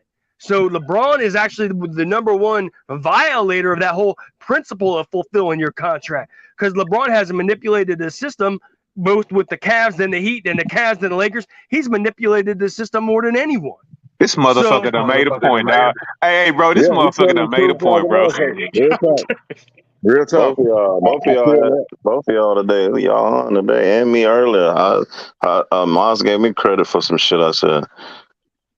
The main takeaway. Let me just say the main takeaway. His already jumped on the panel, man. The main takeaway from all this stuff that happens right now is for everybody listening, just take a life lesson. In the world of business, there's no real loyalty. It don't matter how much they butter you up. It don't matter how much they have your back. That's in life. We just a number, dog. We Hey, just check a it out. number. Hey, check it out though. Hey, Haas, don't it make it different when it's your team that's getting done like that, bro? The thing is, most NBA fans don't have to deal with the star player acting like a hoe to get out his contract, bro. I mean, real talk. And we went through it back to back with Deshaun, even though he had his problems, and James Harden, right? So the thing is, bro, man, no fan base is gonna forgive that, bro, because every fan base don't have to go through that. I mean, some dudes bow out with grace.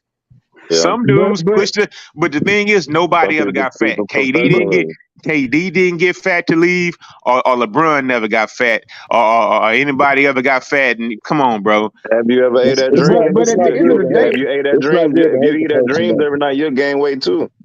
That's facts. At the end of the day, a good chunk of the fan base did want James Harden back. So to say that the fan base won't forgive him, that's just not true.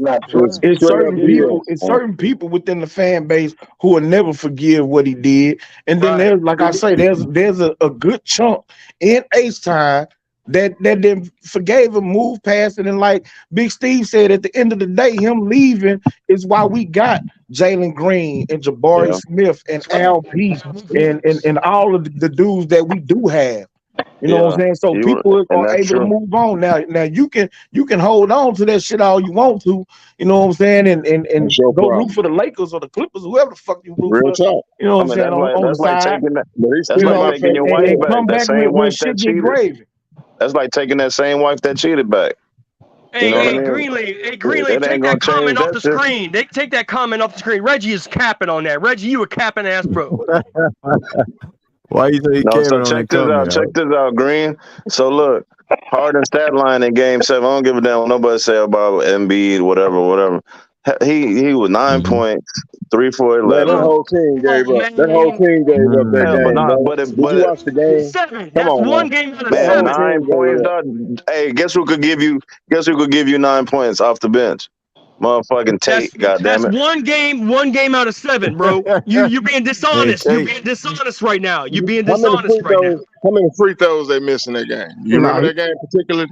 It don't matter, man. 9 points out of Harden is unacceptable. He's being on any roster. On any roster, 9 points from Harden is unacceptable. No, it's not. That's the word. No, it's not. How many did Embiid have? Didn't he have like 13? Dog, on the cool. Didn't Embiid have like 13 points or something like that? Hey, you know what? After that game winner to Kawhi, Embiid cried. After that game winner to Kawhi, you know what? James Harden went to the club and went to the Travis Scott goddamn concert, bro. I mean, it's a difference between basketball character and y'all letting it slide, bro. That's kind of like bro. Everybody deals with disappointment. Everybody deals with disappointment differently. Like that don't mean shit because he ain't sitting in the corner because he's not sitting in the fucking corner crying and shit. Don't mean that the shit didn't affect him, bro. Dude, even though he lost, he's still a winner. He's a fucking multi-millionaire. Come on, bro. He's a multi-millionaire, bro. Ass will make any man happy. Titties and ass will make any man happy.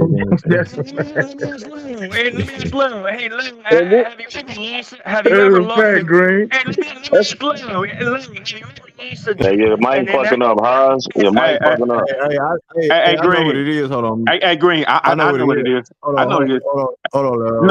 It's like when Haas talking and we talking, it start buffering or something. So he got to have the flow by itself. I know. I'm gonna tell you what it is. Hey, Haas, listen, and this might fuck everybody up. Hey, Haas, you have a setting that's going on that's fucking up. I think Haas might have a mic. Hey, bro, listen. When you yell, your mic will make you stop talking. Okay. So if you're talking in normal voice, we out here. But as soon as you start yelling, your mic gonna kick you down, bro. Okay, I got you. So let me ask you this, Laro. Have you ever lost a job and then that night or that weekend you got drunk and partied? Hey, bro. No, bro. But go ahead. Come on, man. That's a lie. That's a lie, man. That's a big lie. Well, okay. Let's assume I say yeah. Okay, yeah, House. What's the point?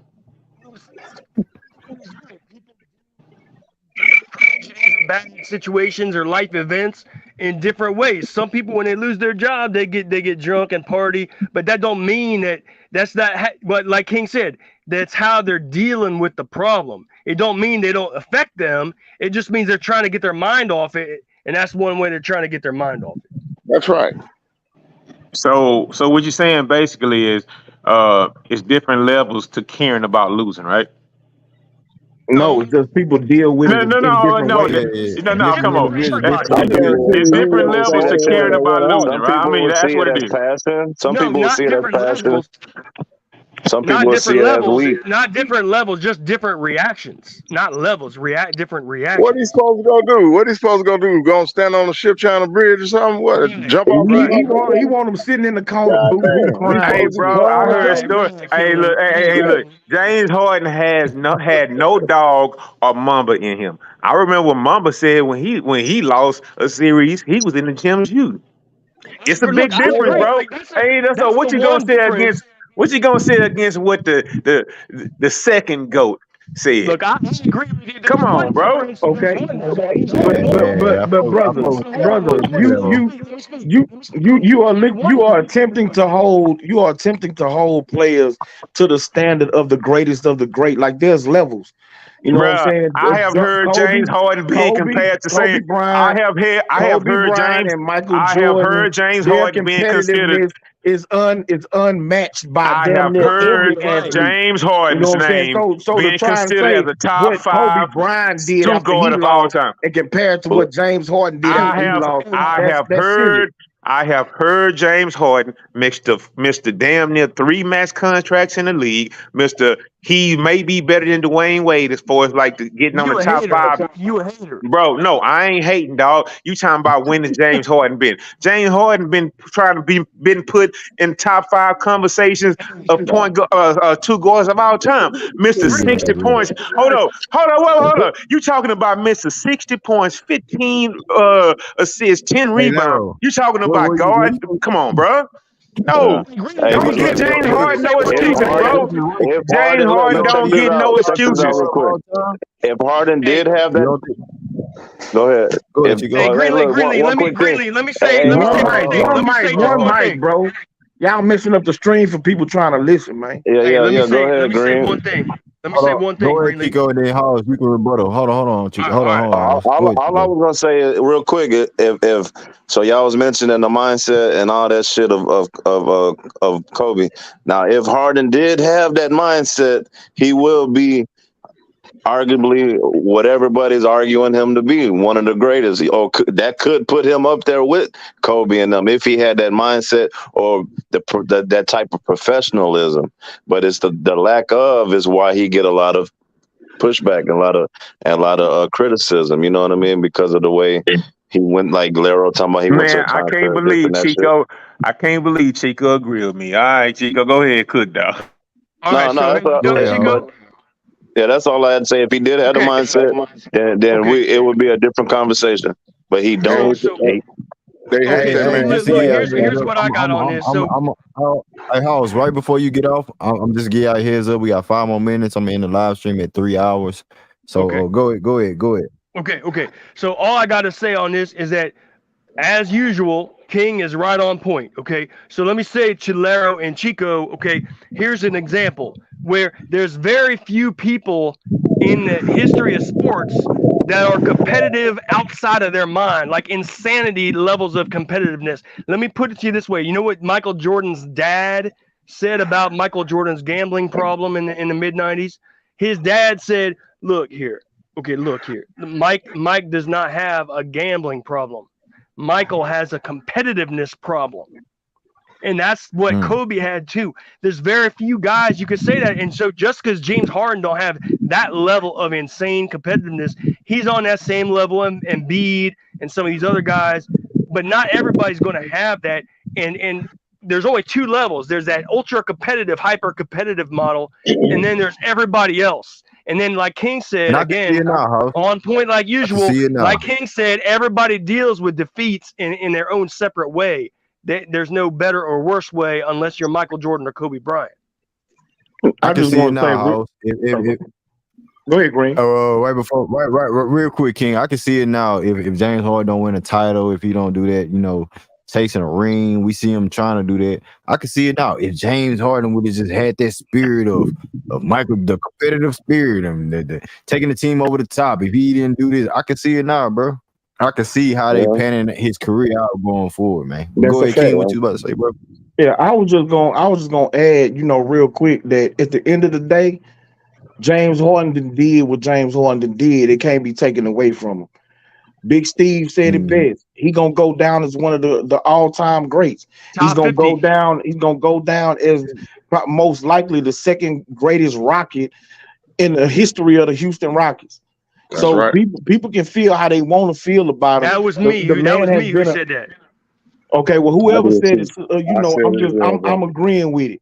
You know what I'm saying? Like the dude, really has been or was a great player. He couldn't get over the top. He wasn't Kobe Bryant or Michael Jordan competitively, you know what I'm saying, or have that extra level that he can tap into. But he was a great player, and he's gonna go down as that, and at the end of the day, when he retires, people will, I believe some people will be able to respect him for what he brought to the game. Hey, King, do you think James Harden is top 50? Do you believe James Harden is top 50? Hey, Haas, man, it's closing statements, bro. It's not about questions no more, bro. Come on, pass the mic, bro. Pass it. Let me say this right quick. James Harden is the top 50. James Harden is top 50 all time. That's a fact. Yes. Okay. Check it out. Just remember this, fellas. Who James Harden ran into in the Big Show, the Dynasty. Always remember that. Yeah, that's a fact. And that was with Kevin Durant. Who was their biggest nemesis in the NBA? The Houston Rockets. That's a fact. Always remember, and it was behind James Harden. That was with Kevin Durant. Hey, Haas, man, it's closing statements. You shouldn't even be up here no more. You didn't spoke, man. Okay, man, I've been cooking I've been flame grilling the whole hour. All right, Big Steve, salute. Bet that. Yeah, you right. Hey man, I love this conversation, man. It was a good stream tonight. Lovely stream, man. We gotta stop the Harden slander on the Rockets channel. I mean, it's not slander. You know what I'm saying? People got it's opinions. It's opinions, This is man. a Rockets channel. This is a Rocket channel. You gotta respect the legends. Okay, but Harden ain't a Rocket no more, and it's okay to let people get it off their chest. Right. You know what I'm saying? They feel some type of way. Let them go and get off their chest. Look, but like I say, I used to love the fuck out a few of my exes, and it's fuck them now. You know what I mean? Like, King, you right. King, you right. That's true. Yeah, you let him get it off their chest, and at the end of the day, hopefully, once he walk away, he gonna retire as a Rocket. His jersey is gonna be lifted into the rafter, and H-Town is gonna embrace him. You know what I'm saying? I agree with that. And he's a for sure Hall of Famer, so we can't take it away from him. So that's a fact. At the end of the day, man, JJ Watt left, and he coming back to retire. It's gonna be the same love. Us Houston fans, we a different breed. We gonna love you and hate you, and shit. Same motherfucking game. We'll love you in the first quarter, second quarter, and hate you in the second half if we don't win. Like, I agree with that. King is right across the board. I agree with King on this one. I put Harden and T-Mac in the same. I put my bad. T-Mac. Don't you be black. Don't you put T-Mac in the